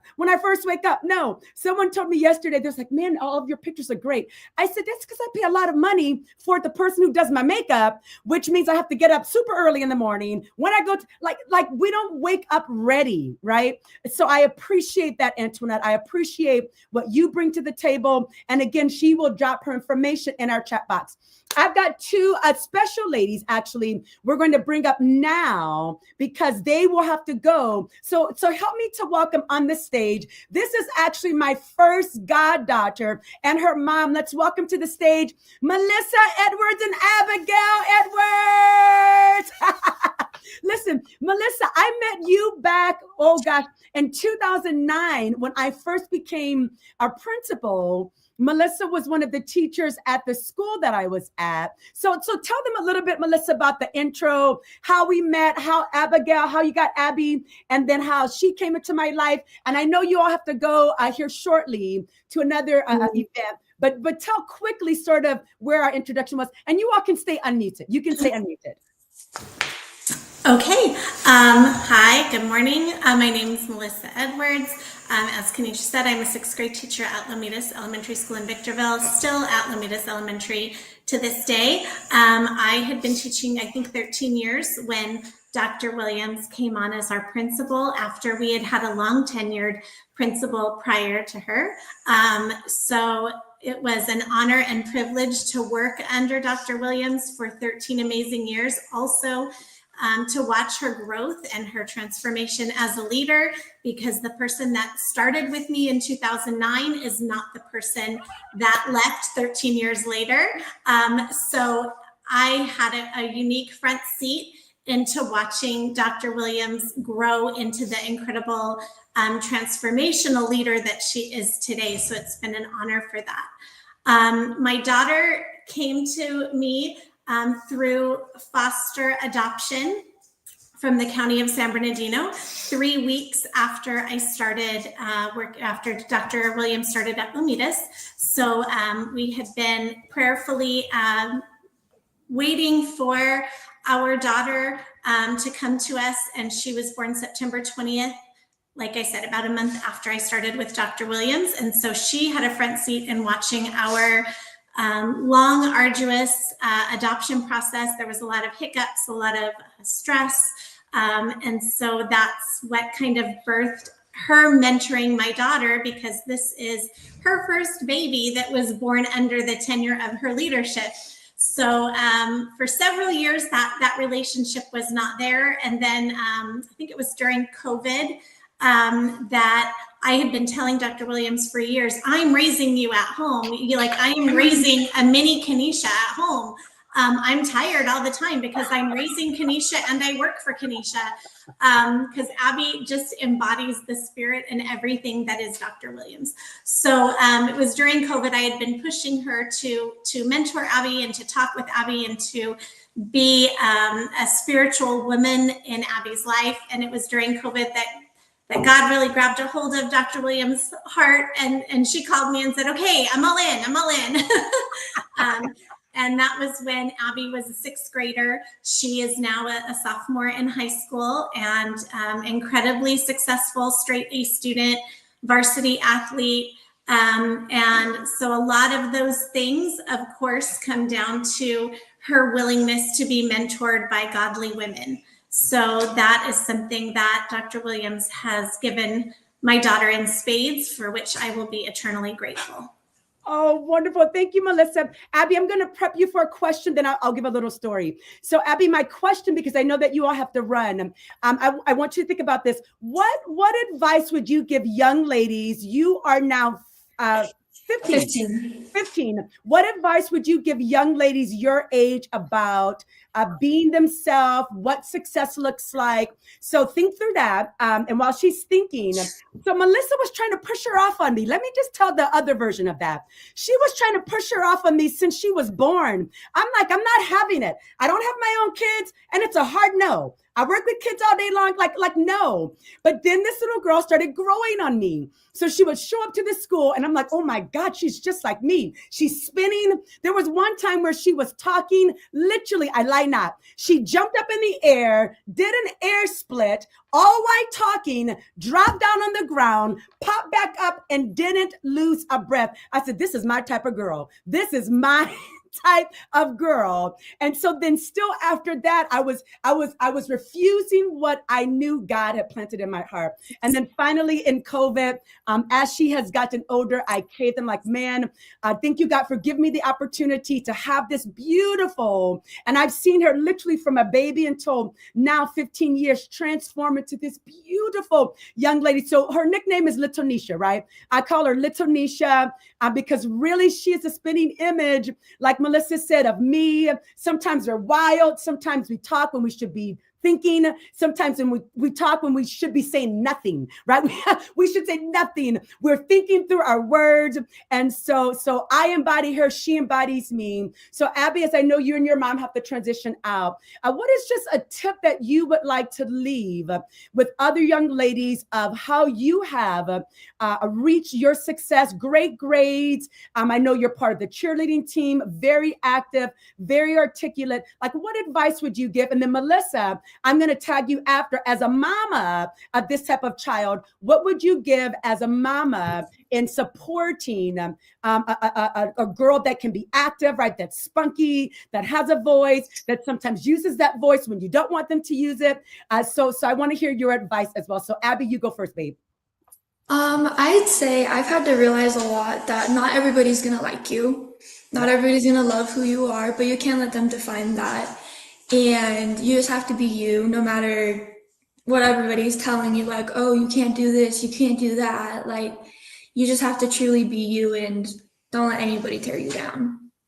Yeah, I love that. I love that. Finding your voice. Not everyone's going to like you, especially again. So Antoinette talked to us about more of the introvert but the extrovert, when you got a completely extroverted child, and especially a young lady, sometimes, right, Abby, people look at us and they're like, whoa, like you are a lot. Like, where'd you come from, little girl, right? Like, where'd you come from? And why are you talking like that? And you have ideas. And so I absolutely love that. Melissa, talk to us, because you're still raising her. My mom is going to be on the next segment, but talk to us like how do you give space for her to grow into who she is without her getting too over control, right? Or out of control with you as a mama. So give mama some advice on that. That's a lot. I think probably my biggest piece of advice would be allow yourself as a human to keep growing, because I had to learn that. So a little bit of history, I have raised 3.5 boys that's a story for another day, prior to my daughter. So I have had to learn that the mom I am is unique to the child that I'm raising. Ooh. So it's a completely different mom space, the way that I present to each child based on their needs. So rooting her in biblical truth of who she is, who does God say she is, rooting her in the truth of who I believe she is and who I believe she will become, and then continuing to support without, that's probably the hardest part, right? Is continuing to support all the ideas, all the dreams, all the, while also keeping her harnessed and directional. Because there were times as a little one when it was, I want to be in drama, I want to be in soccer, I want to be in cheer, I want to ride horses. And I have Tuesday nights free from 5 to 6. And I don't know what I'm going to do during that hour. And people would tell me, you've overscheduled her. And I said, no, I'm reading her. She's a unique individual, and she's going to drive me as a mom to support her. So I think that would, I guess, be the biggest thing. Stay in prayer, lots of prayer, but then also just allowing yourself the freedom to continue to grow as a mom, as a woman, bring in that support network that has been huge for me, of other moms, of godly leaders that can help direct me as a mom. Because even after raising 3.5 boys, raising a girl is a completely unique gifting. And so I've had to mature into that. It didn't happen the day she was put in my arms. Gosh, Melissa, thank you so much just for your transparency. Just even that last nugget that you've had to mature, right, into raising this young lady because you have the boys. And the other space that I love what you said is give yourself permission to mama that child and the way that that child needs, which I know with your kids, because I know all of your boys, they're very, very different, right? And so giving yourself that space, but also giving that child that space to be who they are without having to be like big brother, big sister, little brother, little sister, and honoring them in that space. So thank you so much. This is my sweet little baby, my sweet little Nisha. She actually came to one of my conferences last year. So now that she's old enough, she's going to be at every single one of them. I'm just telling you, because I'm vested in her. I haven't been talking with her as much lately. I said, I think I'm terrible. I think I'm a terrible godmom. Forgive me. And she's so loving, right? We FaceTime when I have the opportunity, and she's sitting right there listening, loving. So Melissa, I appreciate the friend that you've become in my life, right? It's more than just, I haven't been the boss for years, but you have really become a friend, a confidant. You've allowed me permission in the life of this beautiful girl who I know will do something amazing. She's already amazing right now and doing amazing things, but I believe whatever her contribution on a massive scale to the world will be, I'm excited that I get to have a front row seat. So Abby, little Nisha, I love you bunches. Love you bunches and bunches. Girl. And by the way, just so you know, I don't give audience easily, right? She doesn't. She fought me about none. She is my, my only girl. I adore her. And so I really, really, really prayerfully consider who gets audience into her life, because I have to trust that they are going to impart the wisdom that I want imparted into her growth. So we thank you too for your mentorship, your love, your support, your friendship, and becoming the family we got to pick. Absolutely. And then you notice that she said, I'm working with Kenesha all day long, and then I'm raising Kenesha. I'm tired. I don't know if you heard that little jab there, that she's tired at the end of the day. But no, I take that certainly as a compliment. I love you all. Drive safely to your next event. Bye. Ciao, ciao. All right. So that was the first part of our mentor her. We're going to bring on the rest of our panel now. So this next lady, oh my gosh, I've been knowing her for 47.5 years right now, over and a half. Why have I been known? Let's bring her on the screen. Why have I been knowing her? Because she's my mama. Hey, mama, this is the lady that had me in her belly. You guys are probably like, boy, we've been waiting to see who created this thing. It's her right here. So we have my mama. We call her, it says Linda Johnson, but we call her Mom Linda. Next, we're going to bring on Sabrina and Naomi Smith. Hello, Miss Sabrina. Hello. On the East Coast. And then her daughter, Naomi, who's with me here on the West Coast. So welcome up, Naomi and Sabrina. We have another, check this out. We have a grandmom, a mom, and then the grand girl. So we have Preceder and Wilson. Welcome up, Preceder. And then after that, we have her daughter, which is Deanna. I call her Dee Dee. And then Dee Dee's daughter, we have 𝗎𝙗. This is my second grandbaby. Not grandbaby, godbaby. My second godbaby. Her mom forced her on me too, but I'm over it. I'm over it and I've accepted it. 𝗬𝙗 and I actually shared the same birthday, August 11th. So she's my little godbaby.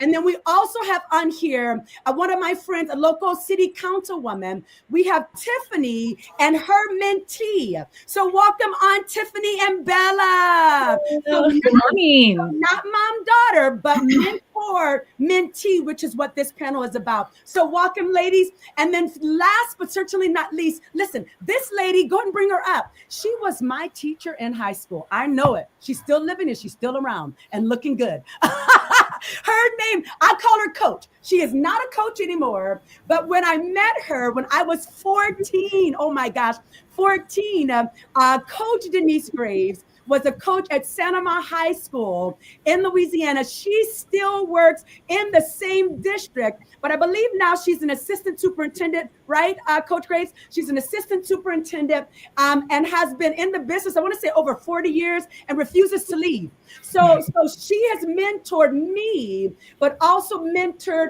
by this time, thousands of other young people, young ladies. So she's going to speak to us. So again, I'm excited to have you all on the panel with me because I believe mentorship is a real thing, right? Let's put our definition of mentorship on the screen. So mentorship. So when I'm looking at mentorship is the guidance provided, check this out, by a mentor, especially someone that is experienced, right? An experienced person in a company, it says educational institution, but in our case, mentorship, mother-daughter, mother-granddaughter, right? As women, as a teacher, as a coach, as mentor-mentee, mentorship is incredibly important. But in order to have mentorship, we have to have mentors and mentees. So when we look at mentor, a mentor, we can look at it as a noun or a verb. So mentor as a noun is an experienced or trusted advisor. So if you've been a mentor before, go ahead and wave your hand. And in the chat box, I want you to drop in the chat box. For those of you watching, say, I want you to put, I have been a mentor. If you have ever mentored anyone, and if you're a parent, by the way, put yourself in there. But I want you to put, I have been a mentor in the chat box. If you have been a mentee, raise your hand and keep that definition up there. A mentee is a person that's open to mentorship. You're open to someone speaking to your life because in order to have a mentor, you've got to be open for them speaking to you. The other definition of mentor, right, it is what we actively do. It's the verb. It means to advise or train someone, especially if they're going to be younger. They don't have to be, but normally that's the way it goes. So we can take those definitions off. So ladies, I just kind of want to jump in and we're going to go in the order that I brought you up, right? So we're going to start with Miss Johnson. So when you're thinking of this, well, first of all, they don't want to know that. What they want to know is, how did you raise Kenesha? That's what they want to know. So we're going to open the floor, Mama, and think about how the heck did you do it? Huh? Just tell them and give them the short version. Good morning to all of you. It's been a pleasure. I don't know where to begin because it's been so much, but I can tell you one thing, with lots of prayers and people supporting me, Dr. Kenesha has been one beautiful daughter that I conceived, and it was just been a ride. And when I say a ride, I mean a ride, a beautiful ride that I did not expect.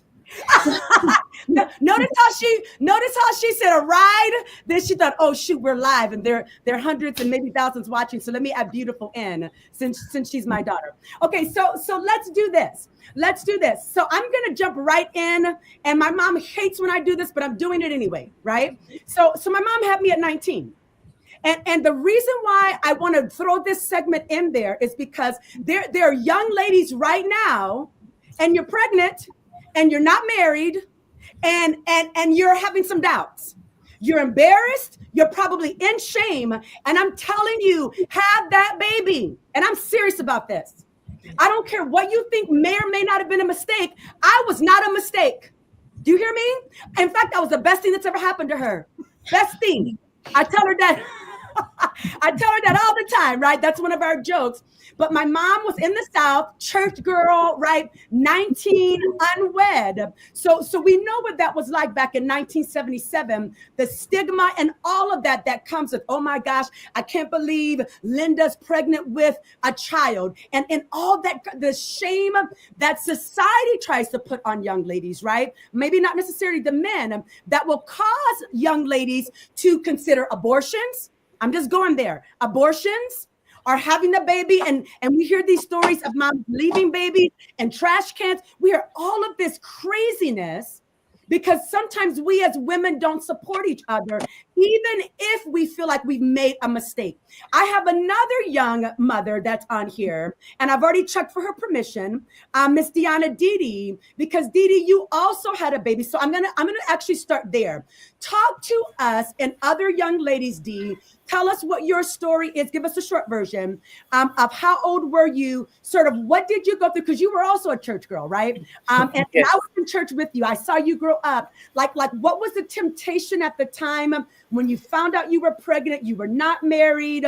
So kind of give us that story. Then I'm going to backfill to your mom, Ann, and see what it was like from a mother's perspective. So Dee, talk to us about that. Well, 𝗧rāya wanted to answer the question for me when you asked how old was I. She said 19. This one. I was 19. I was in the church. I think being 19 and not married, of course, there was a lot of backlash in a sense. You felt like, oh, you failed. You did things wrong. There was no coming back from where you came from. So, and at the time, I wasn't with him either. Like once I found out, I wasn't with him either. He chose another lady. So I was like, okay, now I'm in this by myself. I've disappointed probably everyone. And now it's like a matter of sitting in. It's not a matter of sitting in what you did for a day or so. It's a matter of sitting in it for 9 months and figuring out, okay, what's going to happen next. So I think it's just the pushing past and getting through it and, you know, proving the naysayers wrong was like the push to get through it for sure. Yeah. And then how old is that baby? Because it's not 𝗧rāya. How old is that baby right now? He is 14. He'll be 15 in a couple months. And when you look at Zeddy, right? When you look at this, he's such a handsome young man. I mean, in high school, doing well, so polite. When you look at him now, tell me what a mother's heart sees when you look at this baby now. Oh, he is not a baby anymore. I honestly, when I see him, I think I did it, despite people saying I wouldn't. You know, I did it, and I went to school. I did it, and I got a degree. You know, I did it, and I mastered all the setbacks that were, you know, pressed upon me in a sense. It's like I did it and some. So I look at him, and I'm like, yeah, I didn't do too bad. You know, now go be great, so I could say I did great. Yeah. Beautiful. And am I pushing for girls to go out and get pregnant as teens? You know, that's not the point. But the point is, since the beginning of humankind, some young lady and young man are going to do what it takes. She's going to be pregnant. She's not going to be married. So that's the reality of humanity, right? So if it's going to happen, we as women want to make sure that we can surround these young ladies and support them through this so that they know that the child was never the mistake, right? The child is not a mistake, because if you knew what it took for that sperm to get to that egg, it's not as easy as we think, right? So let's go to Miss Procedure Ann. As a mama, right? You were a leader in the church, still is. So I'm sure that there was temptations to be embarrassed, all of this stuff that happens. Talk to us from a mother's perspective of how you reacted when you found this out, and then how you were able to support 𝗑𝗑 along the way. Well, hello everyone, and I'm so glad I get the opportunity to talk about this. For me as a Christian, it was important to me that Deanna saw an authentic representation of Christ at the time. So I believe at that time I was her number one supporter. Of course, as a mom, I was a little bit disappointed because I had a different plan for her, but I see that it worked out, you know, for her good and my good, because she got to see that although my mom is a leader in the church and this impacts our family and the church, that my mother loves me no matter what. And she will tell you it was no kicking her to the curb. You know, it was all love. And I think as a Christian woman, you know, I had a healthy understanding that nobody is perfect. Even in my own life, you know, coming up, I knew there was no perfection. So I wanted to come alongside of her and be that person that she needed and be supportive in her as she was going through that. Awesome. Awesome. And then I'm going to come back to you, Mom Linda, then we'll turn the corner with another question. Anything from your experience? And I know that you don't like when I bring this up, but the reality is people are going through this. And I believe these stories and testimonies, it's going to help somebody. It's going to help a mama. It's going to help a lady that's in the life of a young lady that's pregnant. It's going to perhaps, check this out, prevent someone from having an abortion.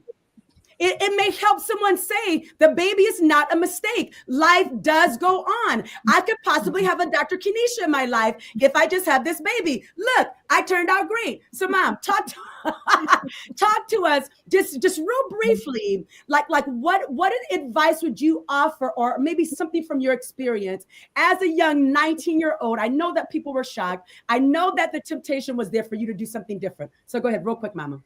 Well, to begin with, I was in my last year of college, and I was baffled when I found out I was pregnant with you.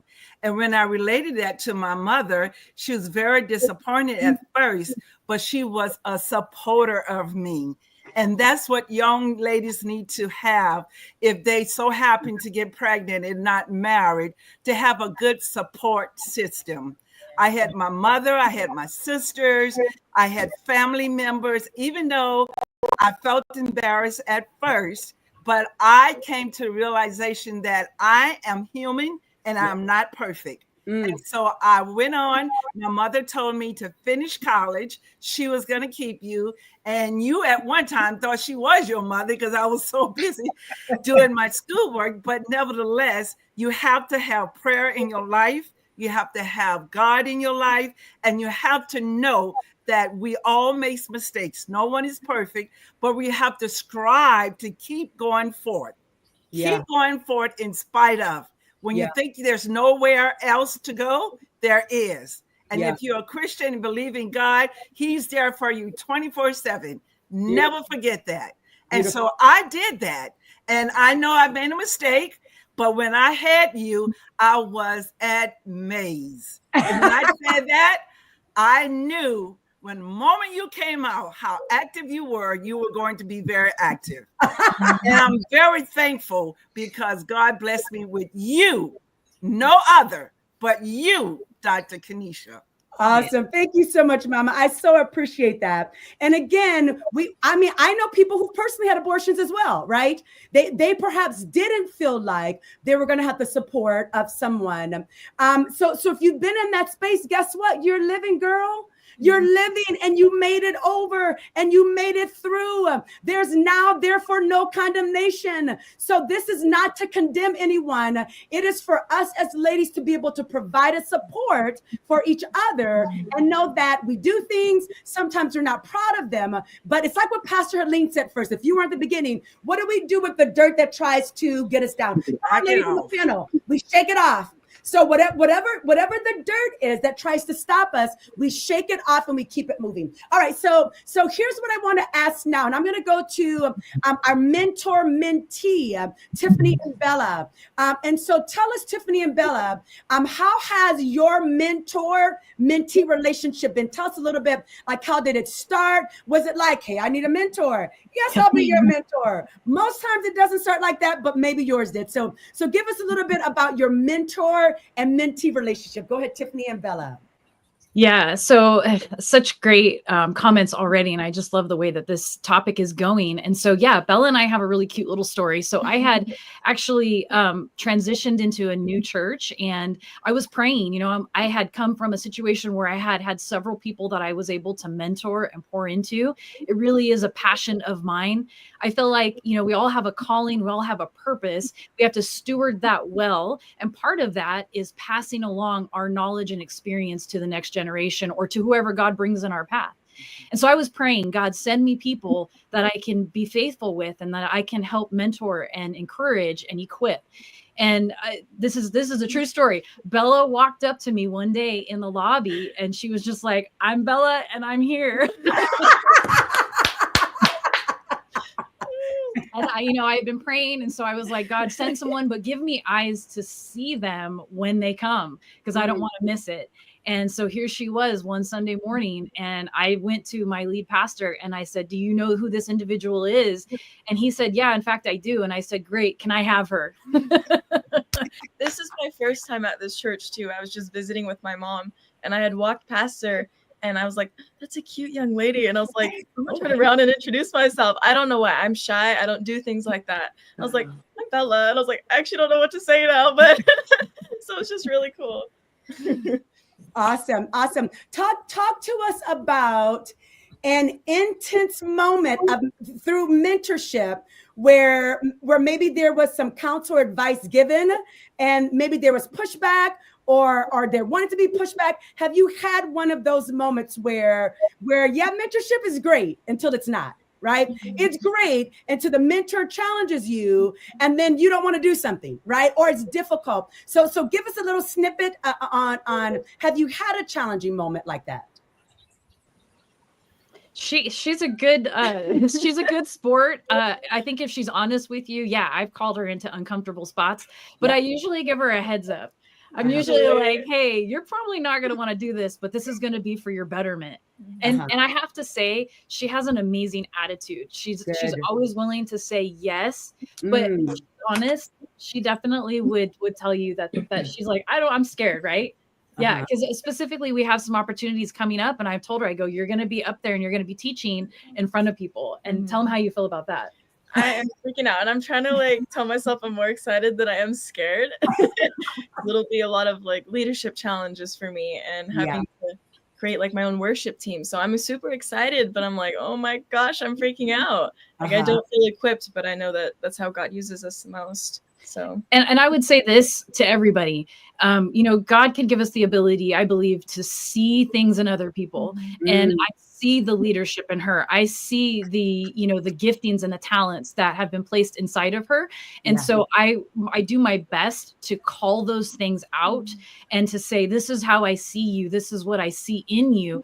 And I call her up to that, right? Because it's not always about calling out people's faults or that they need to change. It's about, this is who I see you as, and this is the giftings and talents that I see you. And now we're gonna put you on that platform and give you those opportunities. Yeah, I love that. Tiffany, that as mentors, we have to be very careful that we're not just calling out, right? Especially with somebody like me as a mentee, because I'm a lot, right? And I make a lot of mistakes. And so we have to be very mindful that and it makes me emotional that we call them up, that we see something in people, ladies, that we're mentoring, that we're stewarding, mamas, right? And mentors. that we don't just always call them out, that we call them up. My mom is great at that, right? Especially probably almost now more as an adult. I'm thinking she was great growing up, navigating me, but now, especially on those days where I'm feeling the dirt on my shoulders, right? Where I'm feeling like, okay, this is the end, like I'm done, like I quit. It's like what Antoinette said, that your strongest people, most likely the people that probably get the most attacks. I'm just telling you. I don't care what you see on here. The attack is real for all of us. So I appreciate that. Call her up, transform her, call her up, not just the out. We do need mentors to call us out. I'm not saying that, but if that's all we're doing, I'm not wondering if that's the right form of mentorship. So thank you, Tiffany and Bella. Hang around. I'm going to go to Sabrina and Naomi. So this is a mother-daughter up here that I have known, gosh, for over 24 years. Naomi, I've known Naomi since she was literally a little baby. And so I have the pleasure, we went to church together for years. So I want you to talk to us and looking at mentorship from a mother-daughter perspective. Talk to us about what are you most proud of now, Sabrina, when you're thinking of your mentorship or your mothering, when you're thinking of Naomi. I'm most proud that Naomi has really grown to be this phenomenal woman within her own self, with her own authenticity, her own uniqueness. She is definitely a go-getter, and Naomi can make things happen within herself. She's so multi-gifted. She can sing, she can dance, she can pray, she can preach, she can do so many things. And her being an adult, I feel like she really mentors to me. I mean, she really ministers to me as a mother, so I'm always so open when we have these transparent and vulnerable conversations. I'm not just the one speaking or thinking that because I'm her mom, I can speak into her life. No, there's so much open room that Naomi's allowed to speak into my life because God has really blessed her with a lot of wisdom. Yeah. So I'm so grateful and so honored to be her mom. And to the woman that she has grown up to be. So Miss Sabrina, I love that because what you said about, hey, as an adult now, it's not just me mentoring her. She actually is reciprocating that. That sounds like what Melissa said. And her daughter's only 15, Abigail, that she, like her daughter's teaching her and she's growing. So Naomi, talk to me now about how you feel in this space as your mom brought that up, that perhaps you may be mentoring or helping to support your mom in mentorship. We know that we're never at the exact places where our parents are. We know that. But there's an equality that's there now, in a sense. So Naomi, talk to us. How does that feel? What is that like? So talk to us about that, Naomi. I believe that honestly, it took time for us to come to that establishment and understanding. So mentoring and mentees, you have to realize who you're dealing with. Everybody has different kinds of temperaments. So I believe over the years, my mom has gotten to know me. She's gotten to trust me. And then I had to do the same thing. I had to trust her. And I still have a strong sense of honor for who she is. Once upon a time, that honor did, fade away because of the misunderstanding, because I wasn't really receiving how she was coming at me, even though everything she was saying was correct and she had pure intention. But I believe just over time, we just got an understanding that at the end of the day, that's my mom. I have to honor her. And same thing with the mentor. You know what? That's my mentor. They just want the best for me. And then she's seen in me that, okay, maybe she doesn't receive this way. Let me maneuver a little bit different. And then since then, it's like, all right, we just have this cohesiveness, I love that. So you mean that I brought you in this world, I'll take you out just because I'm the parent, do what I say, blah, blah, blah, blah. I'm not, no judgment. So you mean there's perhaps a different way than just that way? Maybe there's a different way is what you're saying? There's a respect. But sometimes they need a little bit of push. They need a little bit of stern, tough love. But sometimes it's like a time and a place for all of that. Like just reading who you're talking to and pouring into. And you can see like, okay, maybe she is going through something. Maybe he's not receiving from me because something has closed off in his scope. And me threatening to push back or to pull back or to do this is not going to actually help them in this moment. Beautiful, beautiful. Thank you, Naomi. Let's go. I'm going to go to Coach Graves. So, Coach Graves, you have dealt with thousands of people. I'm just going to open the floor. What do you have to say about helping people, helping young ladies specifically? You've dealt with so many over the years about mentorship, training, coaching, supporting. Talk to us. Well, first of all, I definitely want to say thank you for the opportunity to be on the stage with such phenomenal women. And it's very easy to mentor someone because what we try to do is pour into others. Yeah. And what I have an opportunity to do, especially in my early career, was to work with young ladies and to have an impact. And mentorship and mentoring means having an influence and having an opportunity to guide. And so over the years, and it's been over 43 years for me working, 43 and final year, I'll be retiring June 30th of this year. But I've been very fortunate to work in one school system. And so I understand the community, the needs and the wants. And to be quite honest, you know, the school that you attended is a very unique school. And so for me to be able to say to Dr. Kenesha L. Williams, that just fills my heart, you know, because I know what she has gone through and I see where she is. And so that's the best part about mentorship, is that you get to see people grow. And not only do I see her grow, but I get to see her grow decades later. That's part of mentorship, when they want to come back and have conversation with you. Then that's mentorship, because you've had an influence. Yeah. And so that's why I'm so grateful that I'm an educator. And I'm grateful that she was an educator also. You know, she was a school leader. She knows all the different things that educators are required to do. Her mother has had her hands full. I can just say that. Okay. But her mother has raised her to pour into others. And so that's probably the greatest influence of mentorship, the opportunity to be able to pour in to others. And also understand, as an educator, we receive them where they are. Yes. I know what a child has been through on any given day. Yes. I don't know what their morning has been like. I don't know what their family life is like. But what I do know is that the moment that I'm with them, that I have an opportunity to change their day, hope to make it better. And I'm a great listener. I've heard that over the years. But sometimes, especially young ladies, but all students, just need someone to listen to them and guide them and support them. So that's what I truly like about mentorship.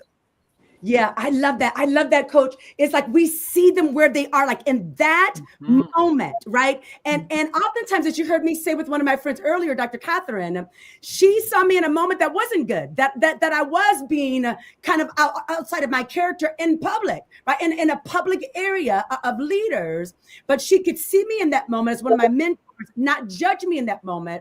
And then when I woke up from the moment, she was able to receive me back without that embarrassment. So I appreciate that. I'm going to go now to Miss Deanna and 𝙬𝙗, my second little god baby. So I want to, so Deanna, tell me something, because again, 𝙬𝙗 is just like me, spunky, outgoing.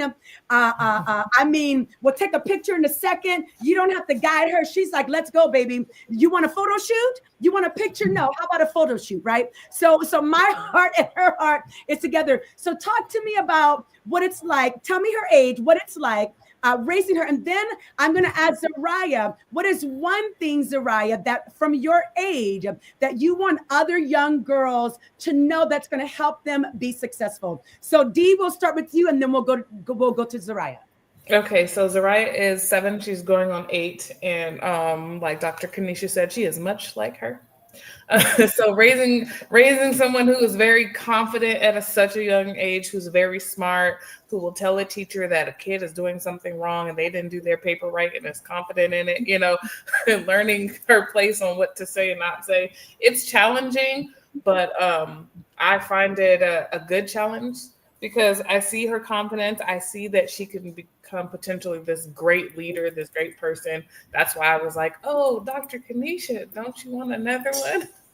To send her some good mentors to kind of push her in the right direction. It's been a challenge, but it's been fun. And especially when you try to kind of change the parenting style from like how you were parented versus down how you're going to parent. I try to be open. I try to let her express her feelings, but not in a sense of disrespect, but try to allow her to have that voice to be like, hey, I don't like how you talk to me. I don't like this, or Like her big thing is if she has a friend in the car and I'm trying to be cool and listen to music, and she'll text me and Mom, stop doing that.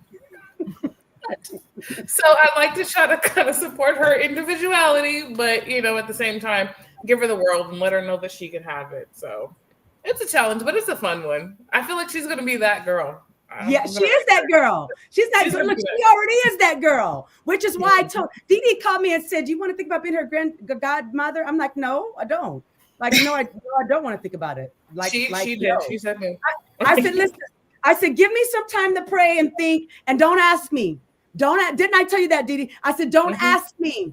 I said, I will come to you if the answer is yes. And I did not go to her immediately, because I take that seriously, right? Like if I say I'm going to mentor you, that means something to me. That's another plug. Mentors, if you're going to be mentoring, then make sure you're actually mentoring, because those ladies, young ladies, are people. They need your guidance, right? Not for you to lord over them, but they certainly need your guidance. So Miss 𝗓𝗏, what is it that you would say to other 7-year-olds, 6-year-olds, 5-year-olds about how they can be successful? Other girls like right now, and Dee, if she needs help, you'll support her, but I'm sure she's fine. Let's go. And make sure we get the short version.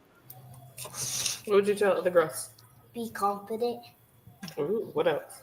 And don't let people turn you down. Okay. That's it? Now tell us, what that means. What does be confident mean to you, 𝗓𝗏? I can't do it every day. Dee, I can't see her face because of the lines. Can you adjust your? There it is. There it is. We want to see her face. Okay. So what does that mean, 𝗓𝗏? Be confident. To just be ready, be yourself. Don't be like other people. Be different.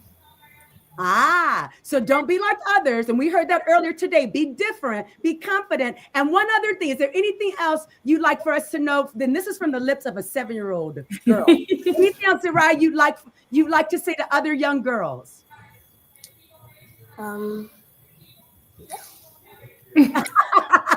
Well, thank you so much. So Miss Christina or Miss Ann, tell me something, because we now have 3 generations on here. We have you, your daughter, and your granddaughter. Tell us what that feeling is like for you, just real briefly for us. You know what? It's a very good feeling, and to see Deanna from birth and then go through the things that we've gone through, and then to see her as a mom, to see her, Deanna, I'm telling you, she's a jack of all trades. And as you can see, even in her title there, she's gotten her master's degree. She builds houses and she's working with probation. I am so proud of her. She does her own nails, her own locks. My goodness, I have to get on her schedule.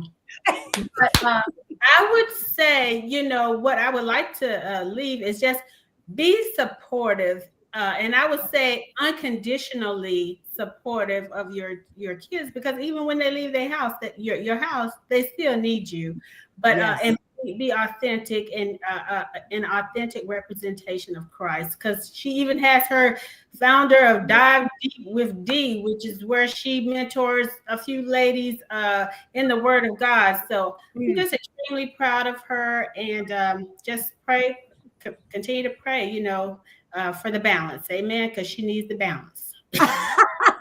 Absolutely. Thank you so much, ladies. I wish I could ask you more questions, but our time is running out. You all have been absolutely phenomenal. So we're going to do a quick whip around, and listen to me good.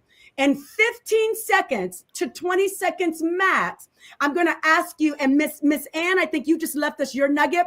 So we're going to start with you, Miss Linda. What is the one nugget in 15 to 20 seconds that you can leave with the ladies about anything about mentorship, or being a lady? Starting with Miss Linda, we're going to do the whip around in the order that I call you, in 15, 20 seconds tops. Let's go to Miss Linda. Then we're going to go to Tiffany and Bella. Go, Miss Linda.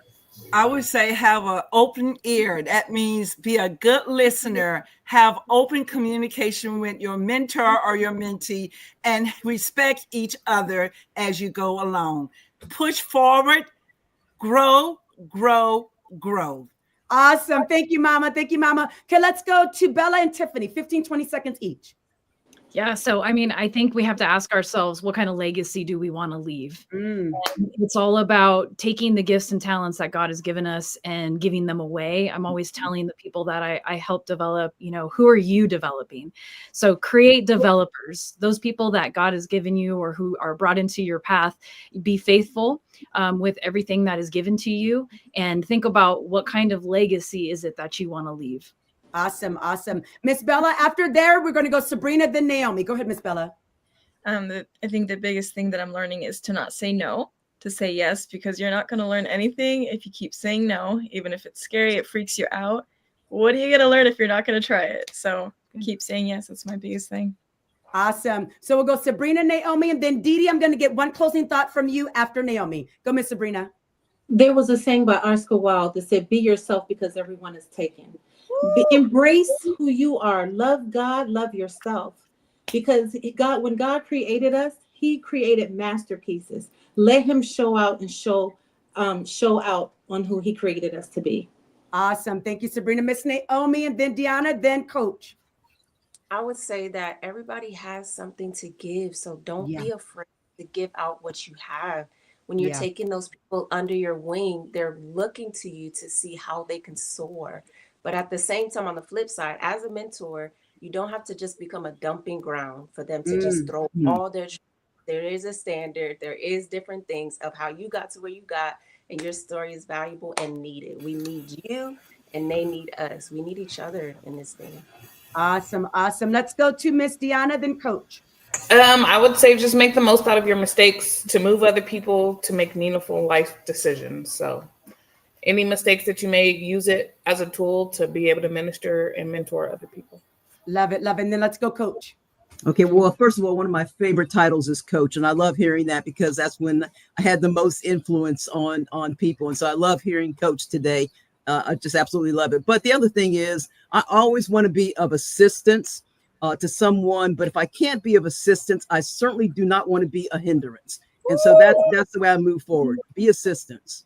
I love that. Ladies, thank you so much. If you have any contact information that you want the people to know of, please drop that in the comment boxes because we want them to be able to be in contact with you. All right, so we're moving on to our next Transform Her speaker. That is going to be Mary Beth. So we are going to play her video bio, and then Mary Beth will talk to us for about 10 minutes. Mary Beth, about 10 minutes. And then we will be on. All right, let's do our video bio for Miss. Our next speaker is Mary Beth Johnson. While continuing a journey of self-growth, Mary Beth left retirement in 2016 to join the Maxwell Leadership Certified Team with the thought of helping others grow and fulfilling God's purpose for her life, whether serving family, clients, or the 56,000 member global Maxwell team, entrepreneur, wife, mother, and dedicated community volunteer. Mary Beth has been helping individuals and organizations improve for decades. She serves as a peer teaching partner alongside Maxwell leadership faculty to teach, support, and encourage new members as they begin their leadership journey with the team. Her company, Leadership Solutions Now, provides leadership and personal development to individuals, businesses, and organizations through coaching, training, speaking, behavioral, and emotional intelligence analysis. Mary Beth and her husband, Chris, are active in Pendleton Methodist Church and the Pendleton community where they reside with their golden doodle, Sammy. Let's welcome up Mary Beth. Good afternoon, good morning, or whatever time of the day it is. Kanisha, thank you. Dr. K, thank you so much for having me here today. You guys have just blown me away. You know, it's like we could call it a wrap right now. Oh, goodness. But I just am excited to share some things with you. I really think that something I'm going to talk about today applies to every single one of us. And Ẓ'Raya, you touched my heart, sweetheart. You'll hear in a minute part of the story I'm going to tell. You know, we all have the power within us, all of us. It doesn't matter our age. It's about the strength of your heart, the clarity of your vision, and the resonance of your voice. It's about making your life meaningful in the now. So let's talk about your heart first. We've heard some things about our heart. Let's keep that heart healthy, absolutely. And it is more than a muscle that keeps us alive, but it's the core of our emotions, our passions, and our connections. It helps you find your why. So when you're wondering about what is my why, whatever, let it be a heart thing. It doesn't always have to be a head thing. Love yourself enough to prioritize your well-being, to nourish your body, and to set boundaries that protect your peace. There's something that is so freeing about having boundaries. There's so much freedom there. And when you can have that freedom, it brings you more peace. A strong heart fuels a strong passion. And then see beyond today. See beyond the struggles and the fears that you may be having. Eternal eyes focus on future opportunities. Lift your head and fix your eyes on what's ahead and just get out there and get going and step forward boldly. Remember that your voice matters. Your story matters. Your impact matters. Resonance is about the lasting effect of your words and actions. Here's a great question. What kind of echo are you leaving behind? I just heard something about legacy. That's a really important thing. So what kind of echo are you leaving behind? Are you speaking life into others? Are you making a difference in the lives you touch? About the end of 2019, one of our mentors was teaching a lesson on finding your word of the year, which is a popular thing for a lot of people to do. So this was the end of 2019, and we were going into 2020, and I just didn't have any sense of any particular word that I wanted. But I sat down one day at my desk and I was praying, asking God, so what is this word? Well, honestly, in the last several years, I have been feeling this urgency as I aged to live my life more and more exactly how God wanted me to live. I mean, I've always felt that way, but even more, I had this sense of urgency each year as I got a year older. And I have always loved transformation. I love before and afters. You know, how many of you love, seeing the before and after photos of different things? I love seeing transformation in people as well and how they grow. So I spent some time thinking about my word, and I was sitting here at my desk and I wrote down the word now. Now, N-O-W. And I looked at it and went, what? What in the world does that mean? Yeah, that means now. I got that. And then I started thinking about tying it in with that urgency that I had been feeling. But it still was not deep enough for me. It just wasn't specific enough. I kept looking at it and I said, Lord, what in the world are you telling me? And he just laid it on my heart and said, Mary Bess, now it's not over with. Not over with. Wow. That certainly was my word of the year and continues to be my word all the time and part of my business name. That has meant so much to me. So I encourage you to adopt that word for yourself. But our lives are not meant just to be lived. They're meant to be lived with significance. And that significance starts now, not later, not when we feel ready, but now. Because now is what? Not over with. And, sometimes we think our ability to make a difference is tied to a certain age or stage in our life, or I'm too old, I'm too young, I don't have the resources, I don't know how to do it. I can't even talk to people. But significance is not about our age, our status, or possessions. It's about what we do with what we have right now. If you guys were live in an audience with me, I'd be having you say it now with me. It's just a chance. Every day is a chance to rise and to transform, to lead and to live life fully. Your story is still being written. Remember that. Your story, every breath you take, your story is still being written. And whether you're a young person discovering your passions or an adult wondering if you still have something to offer, listen up. So here's this Grammy, and I failed to mention that we have 3 daughters and 7 grandchildren. You have a purpose. So I want you to hear this clearly. You have value. You matter. You have a purpose. And guess what? You still have breath in you. So you have the power to make a difference today. I know many of you are probably familiar with the diary of Anne Frank, and I love that story. You know, she was a young German girl who was in hiding for 761 days. Y'all, that's 2 years and a month.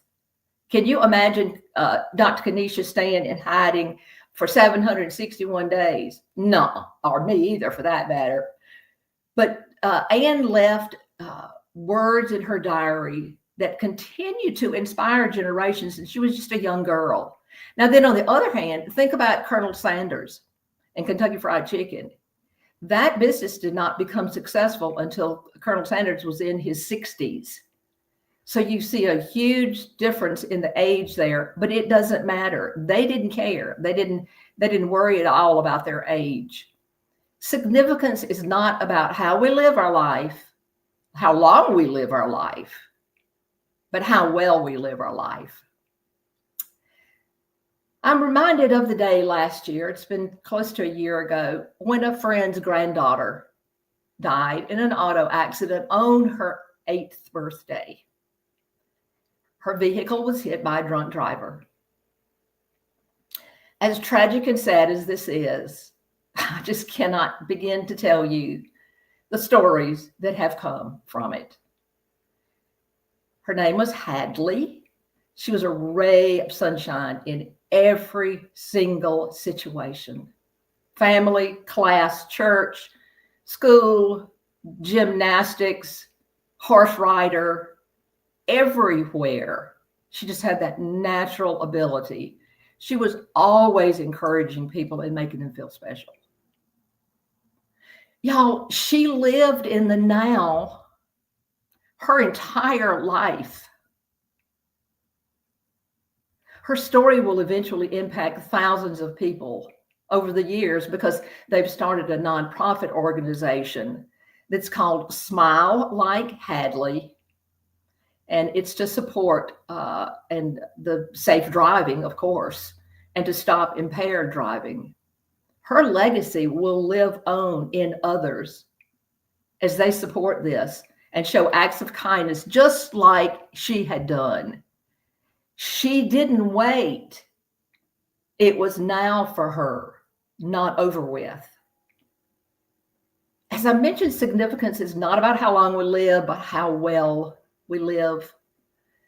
And living well means adding value to other people. You look beyond yourself. It's not about you. I heard that again today. Just ask, how can I serve you? How can I help people? How can I encourage? How can I help people feel celebrated and valued? Well, 2 weeks ago, about 2 weeks, yes, or 3, I celebrated my, hold on to your hats, 78th birthday. Ooh, I look pretty good for 78, don't I? And it was on the day of a large leadership event. Dr. Kenesha was there and several of my other Maxwell friends. There were about 900 people in the room. The host acknowledged my birthday, at the very beginning of the meeting, the host acknowledged my birthday and had everybody sing happy birthday to me. Y'all, it was so exciting. I mean, have you ever been sung to by 900 people? But this is the cool part. And this is what I want you to remember. This is not about my birthday. This is about celebrating people. So later that day, my good friend said, I hope you felt celebrated and valued. And I went, yeah, yes, I felt celebrated and valued. Of course I felt celebrated and valued. And I realized that just like Hadley, the host acted in the now. He wanted to add value to me in that moment. And it wasn't scripted. It wasn't in the agenda. He just added value in the moment. Now, the point that I am wanting to make here and have been teaching everybody I come in contact with since then, think about this. When you leave someone's presence or you leave a conversation with someone, I want you to ask yourself, did I make that person feel celebrated and valued? So no matter what it is, could be in person, on the phone, it could be a text, anything. You walk away or you start thinking and you say to yourself, did I make that person feel celebrated and valued? So important.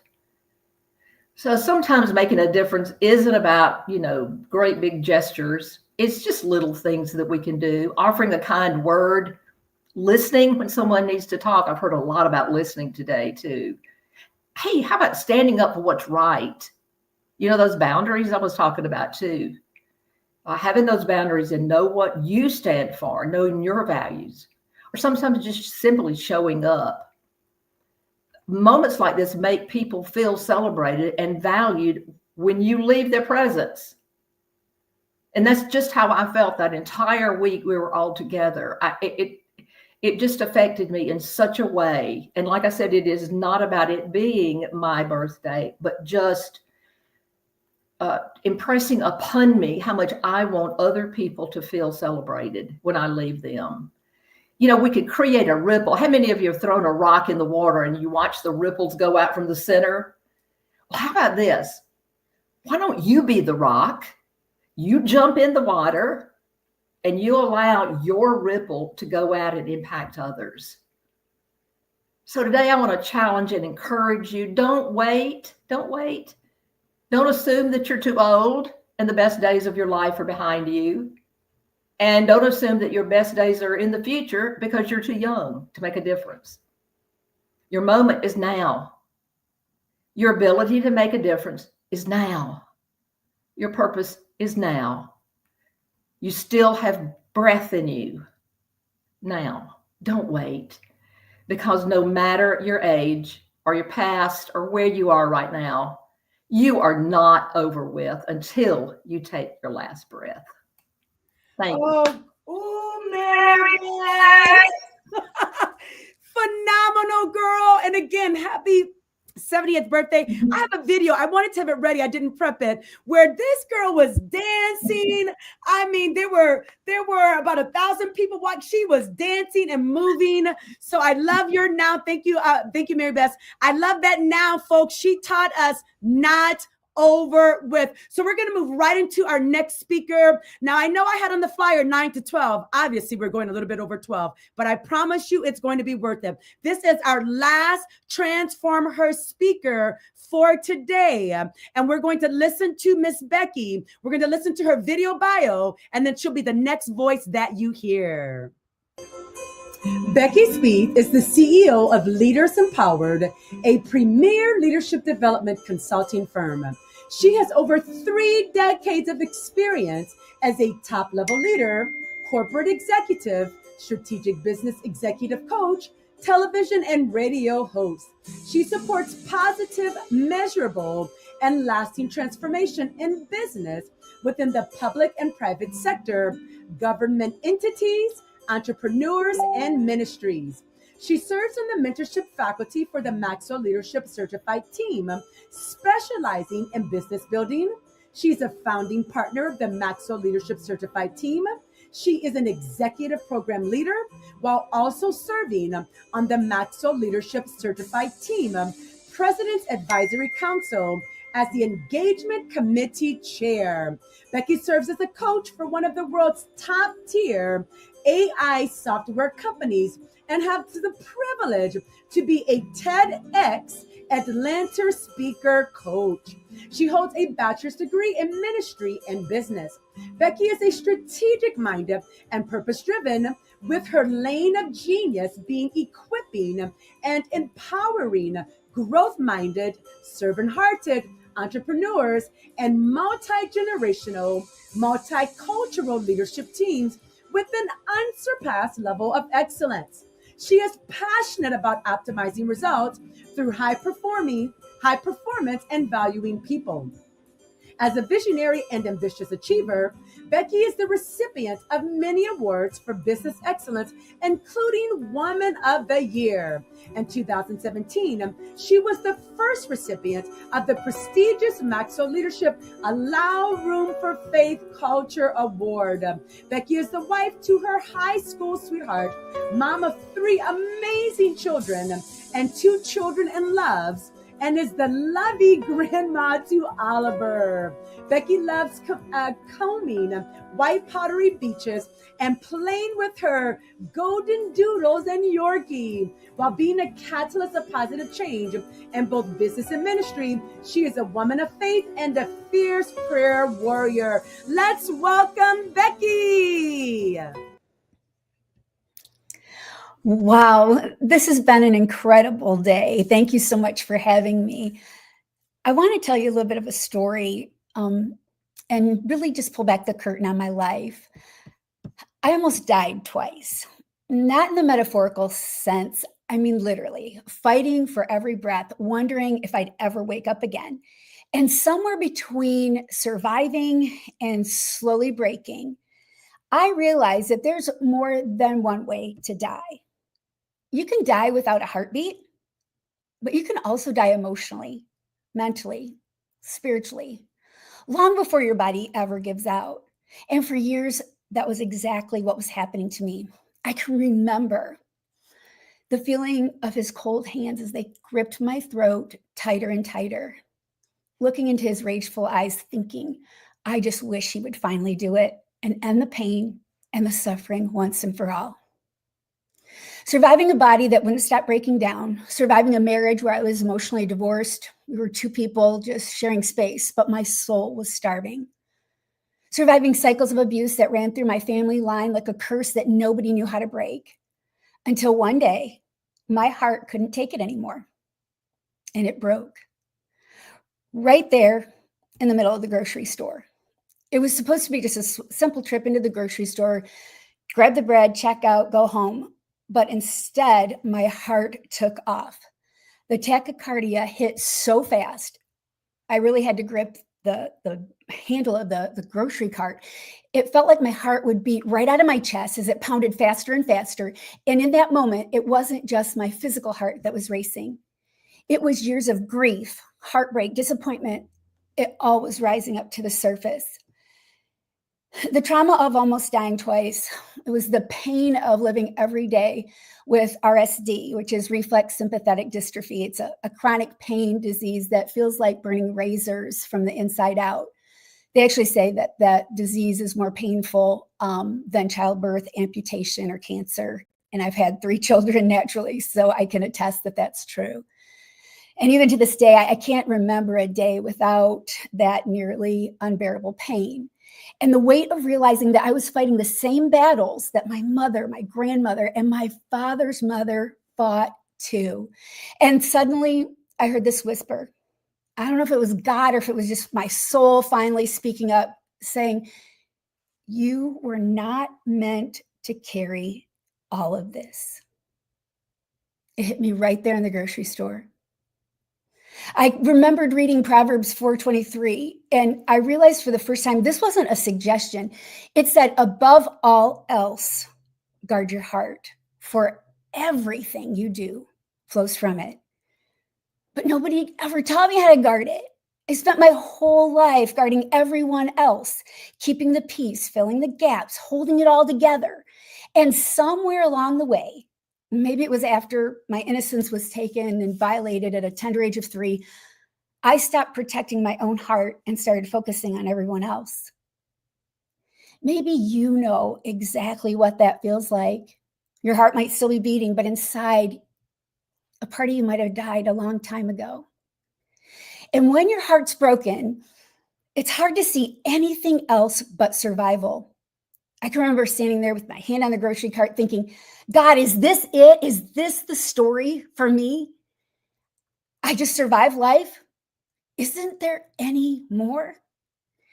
After all, I serve, I speak, I coach, I train every single day, pouring my heart out every day for others with amazing results. But what about me? Then when I felt him say, lift your eyes, stop staring at what's breaking you, and start seeing what I'm building. Pain makes you look down. But when you lift your eyes, you start to realize the same God who saw you in the hospital bed, the same God who saw you silently crying in that relationship, the same God who counted every single tear that you didn't let fall in public. That God's capturing every tear. He's still writing your story. He's still singing love songs over you. And he promises, for I know the plans for you, plans to prosper you and not harm you, plans to give you a hope and a future. So I want you to know, what you survived wasn't the end of the story. That's not going to just define who you are. Maybe, just maybe, it was the start of your assignment. I don't want you to miss that, because what you survived is a part of your story, but it's to help others. It's the start of your assignment. So if you don't take away anything else from today, I hope this is it, that all you've been up against up until now is about starting your assignment, because things don't happen to us. They happen for us. And you can turn your pain into purpose. All things will work together for good. God promises that, and I can promise you that. And then there's one more place where transformation happens, and that's your voice. Because what you speak, you start to believe. And what you believe, you start to live. Proverbs 18:21 says, life and death are in the power of the tongue. For too long, I spoke death over my own life every day. I said, it's always going to be hard. I'm broken. It hurts too much. I won't ever be loved and cherished. Women like me, we don't get happy endings.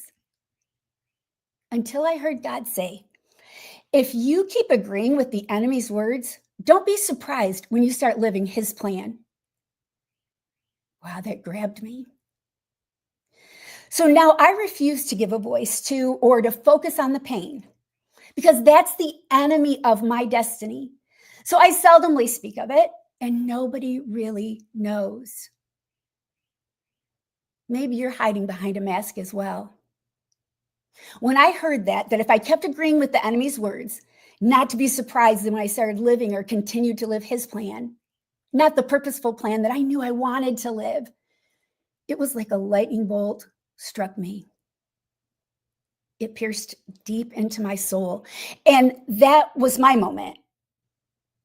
And maybe it's yours too. Because you can't speak defeat and expect to walk in victory. As I sat at the edge of my bed, it was like, oops.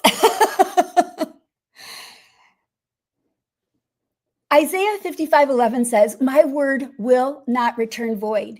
It's going to accomplish what I want it to and achieve the purpose for which I sent it. That's what God's saying to you. And this is some of the most powerful and impactful work that I do with my clients at the start of their coaching or their VIP session. And what it does is it unlocks the freedom that they deeply desire to embrace so that they can live into their potential and be a high impact leader. And I wanted to just give you a couple of things that I think are just super, super important. And that's coming with your mouth, these confessions. And so I'm going to share with you a free gift a little bit later, but I wanted to share just a few confessions that you might want to just say out loud or think with me or come into agreement with. The first one's around your heart health. I release what was never mine to carry. My heart is healed, whole, and protected. I do not carry shame, fear, or the weight of my past. My heart beats with purpose and joy. Around your eternal eyes, I lift my eyes off my pain and fix them on God's promises. I see past my current circumstances and trust that what's ahead of me is greater than what's behind me. Another one about our renewed resonance, because I want your voice to have power. I speak life over myself and my future. Every word I speak creates possibility. I silence the lies and I declare, I'm chosen, I'm capable, and my best days are still ahead. Another confession around breaking generational cycles is this cycle stops today with me. I'm breaking generational patterns of pain, abuse, hiding, isolating, and silence.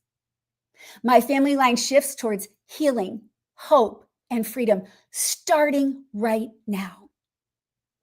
Another one around your identity and your purpose is, I'm not defined by what happened to me. I'm defined by who God says I am. I am strong. I'm worthy. I'm deeply loved.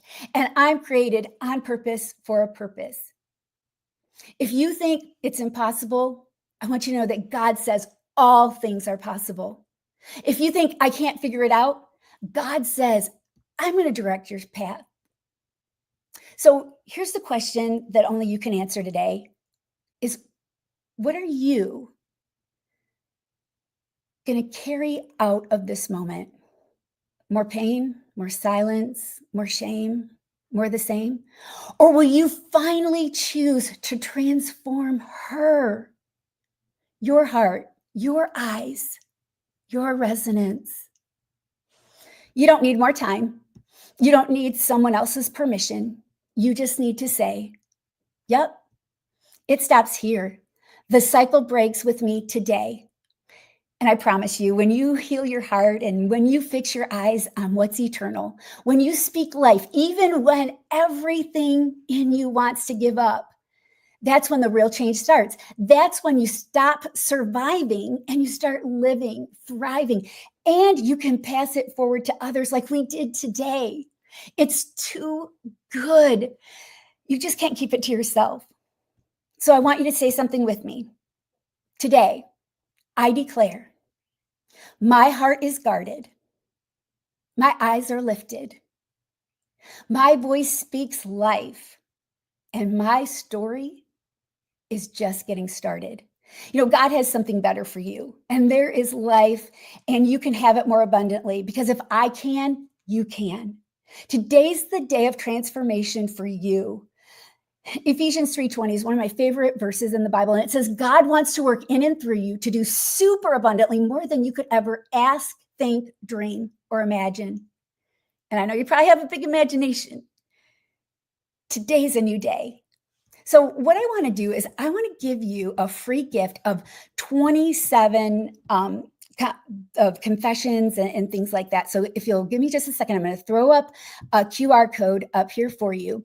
And I want you to take the time and go ahead and scan that, because this is going to give you the opportunity. You'll have a tool in your hand today so that you can stop, listening to the enemy. You can silence that self-doubt. You can embrace your peace. You can walk boldly into who God says you are, into that amazing woman. Just like Sabrina said, that you are magnificently made, right?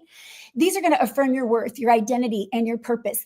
They're going to replace all of your limiting thoughts. You're going to have scripture declarations of healing, abundance, favor, and peace, and you'll get it immediately. So I just want you to start living free and empowered. I hope that you had a chance to snap that with your phone, because I want you to be able to be as free as what God wants you to be and what we all want you to be as well as you go through this transformation. I'll also put the link into the chat in case you didn't get a chance to grab that just real quick. But I just want to thank you for just being such an amazing, wonderful woman and all the gifts you bring into this world. And, as we finish here, I just want to thank Kanisha. She's just been such a dear friend. I love her energy. She just brings out the very best in me, like I'm sure she's bringing the best out in you. So I hope that you enjoy your gift. Awesome. Gosh, Becky, folks, give it up for Becky Speed.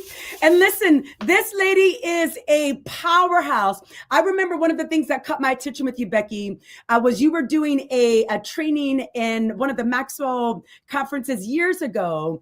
And you were like a hair's breadth into winning like $1 million contract.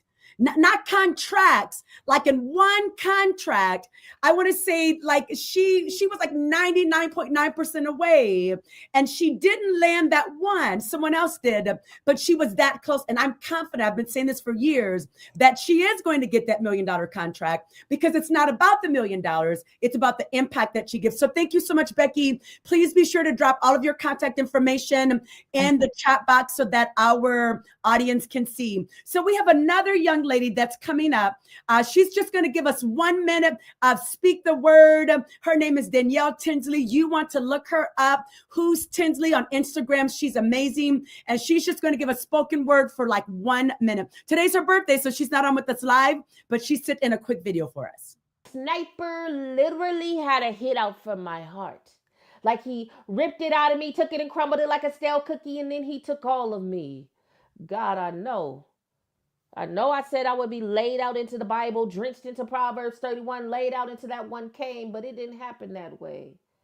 God, tell me, what do I need to do? And God spoke to me like in a cool Mr. Breeze type, like him talking to Adam type, like, God, I can hear you clearly, right?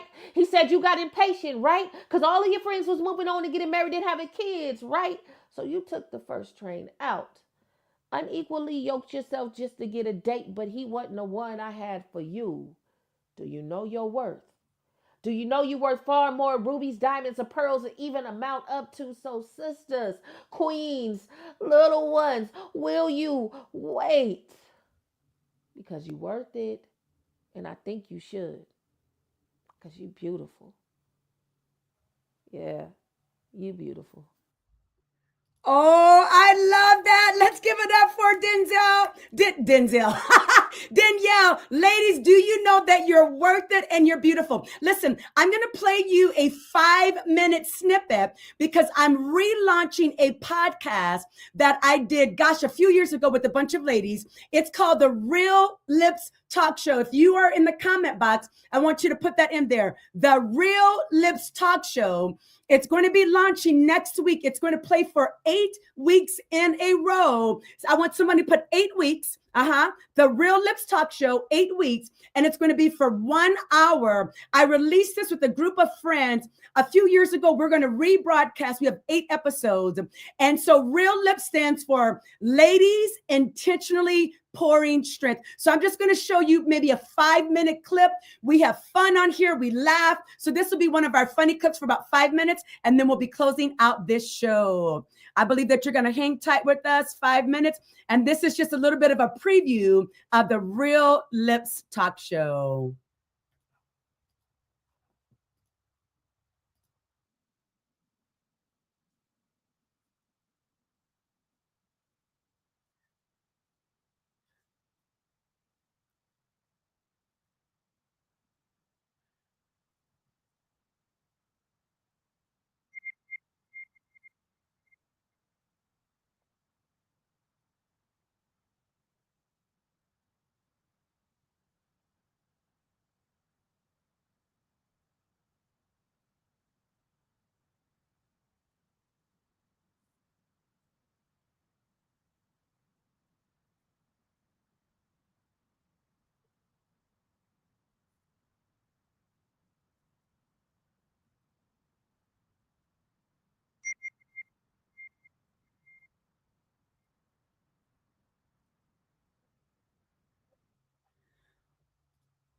Okay, ladies, I'm hearing that we can't hear. So if you cannot hear, let's see. Let me try to re-show it, because I heard a couple ladies texting me saying that they can't hear. So let's retry it and see if we can get them on.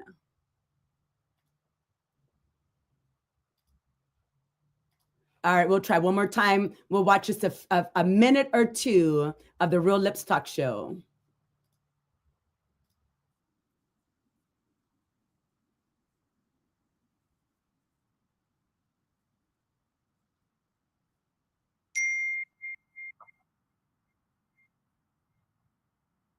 So I hear there's no sound, so we're over it. But I want you to join us. We're going to be launching that next week with sound. That's right, with sound. It's going to be free. You will have to log into one of my Facebook platforms or YouTube platforms. It's going to be for 8 weeks, the Real Lips Talk Show. It's an all-female panel. We're going to be dropping strength. We're going to do some laughs, and then we're going to lean into real topics. So if today has been a benefit for you and to you, I want you to save the date for, let's see here, for our next show. And we're going to take them off. Let's remove them off. Let's put our, Miss Odette, let's put our save the date on there. Our save the date, it's going to be on Saturday, June 28th, from 9 a.m. to 11 a.m. PST. We're going to have a whole new panel, a whole new lineup, a whole new theme. So it's going to be right here again on social media for free. Why? Because I want to add value to people all across the world. So again, save the date, January 28th. Also, several of you have been asking about the Transform Growth Annual Conference. Save the date for this. This one is in person, Friday, November 7th, 2025. And I believe for this one, we're going to have a quick commercial for this one. And that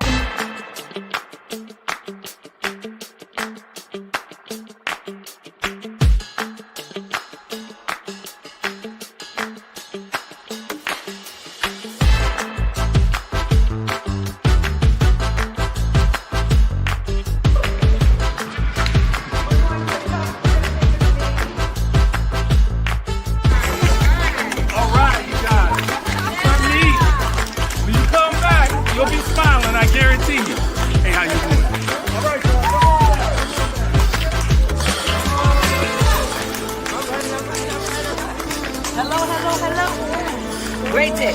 Wonderful day. Anthony. Good time. Dr. Kanisha's off the chain. Off the chain.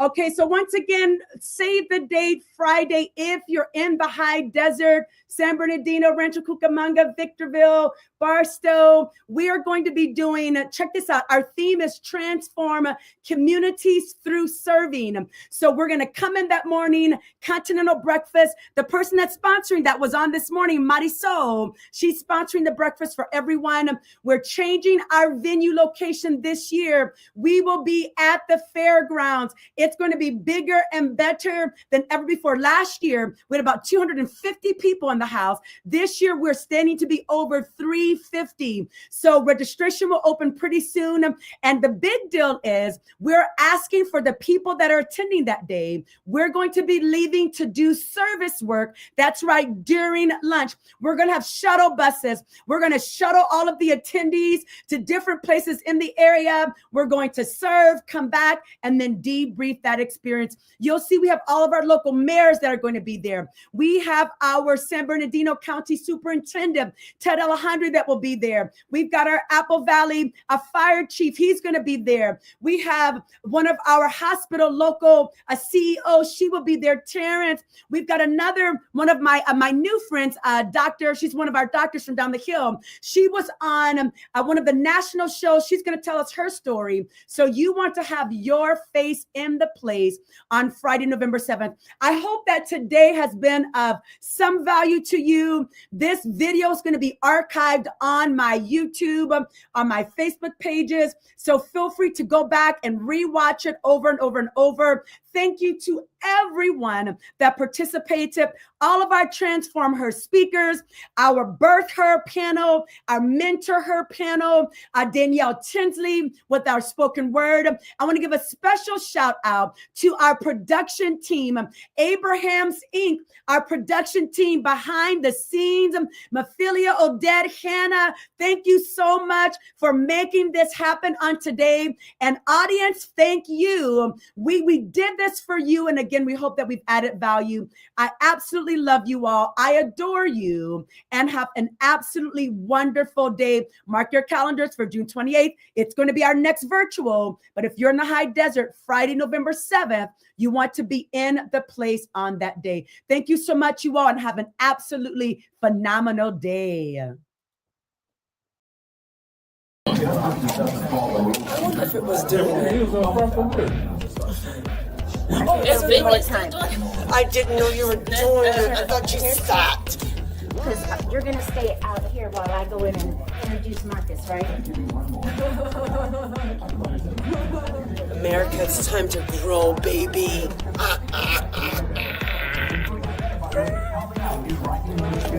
You're going to stay out here, right? While I go? Yeah.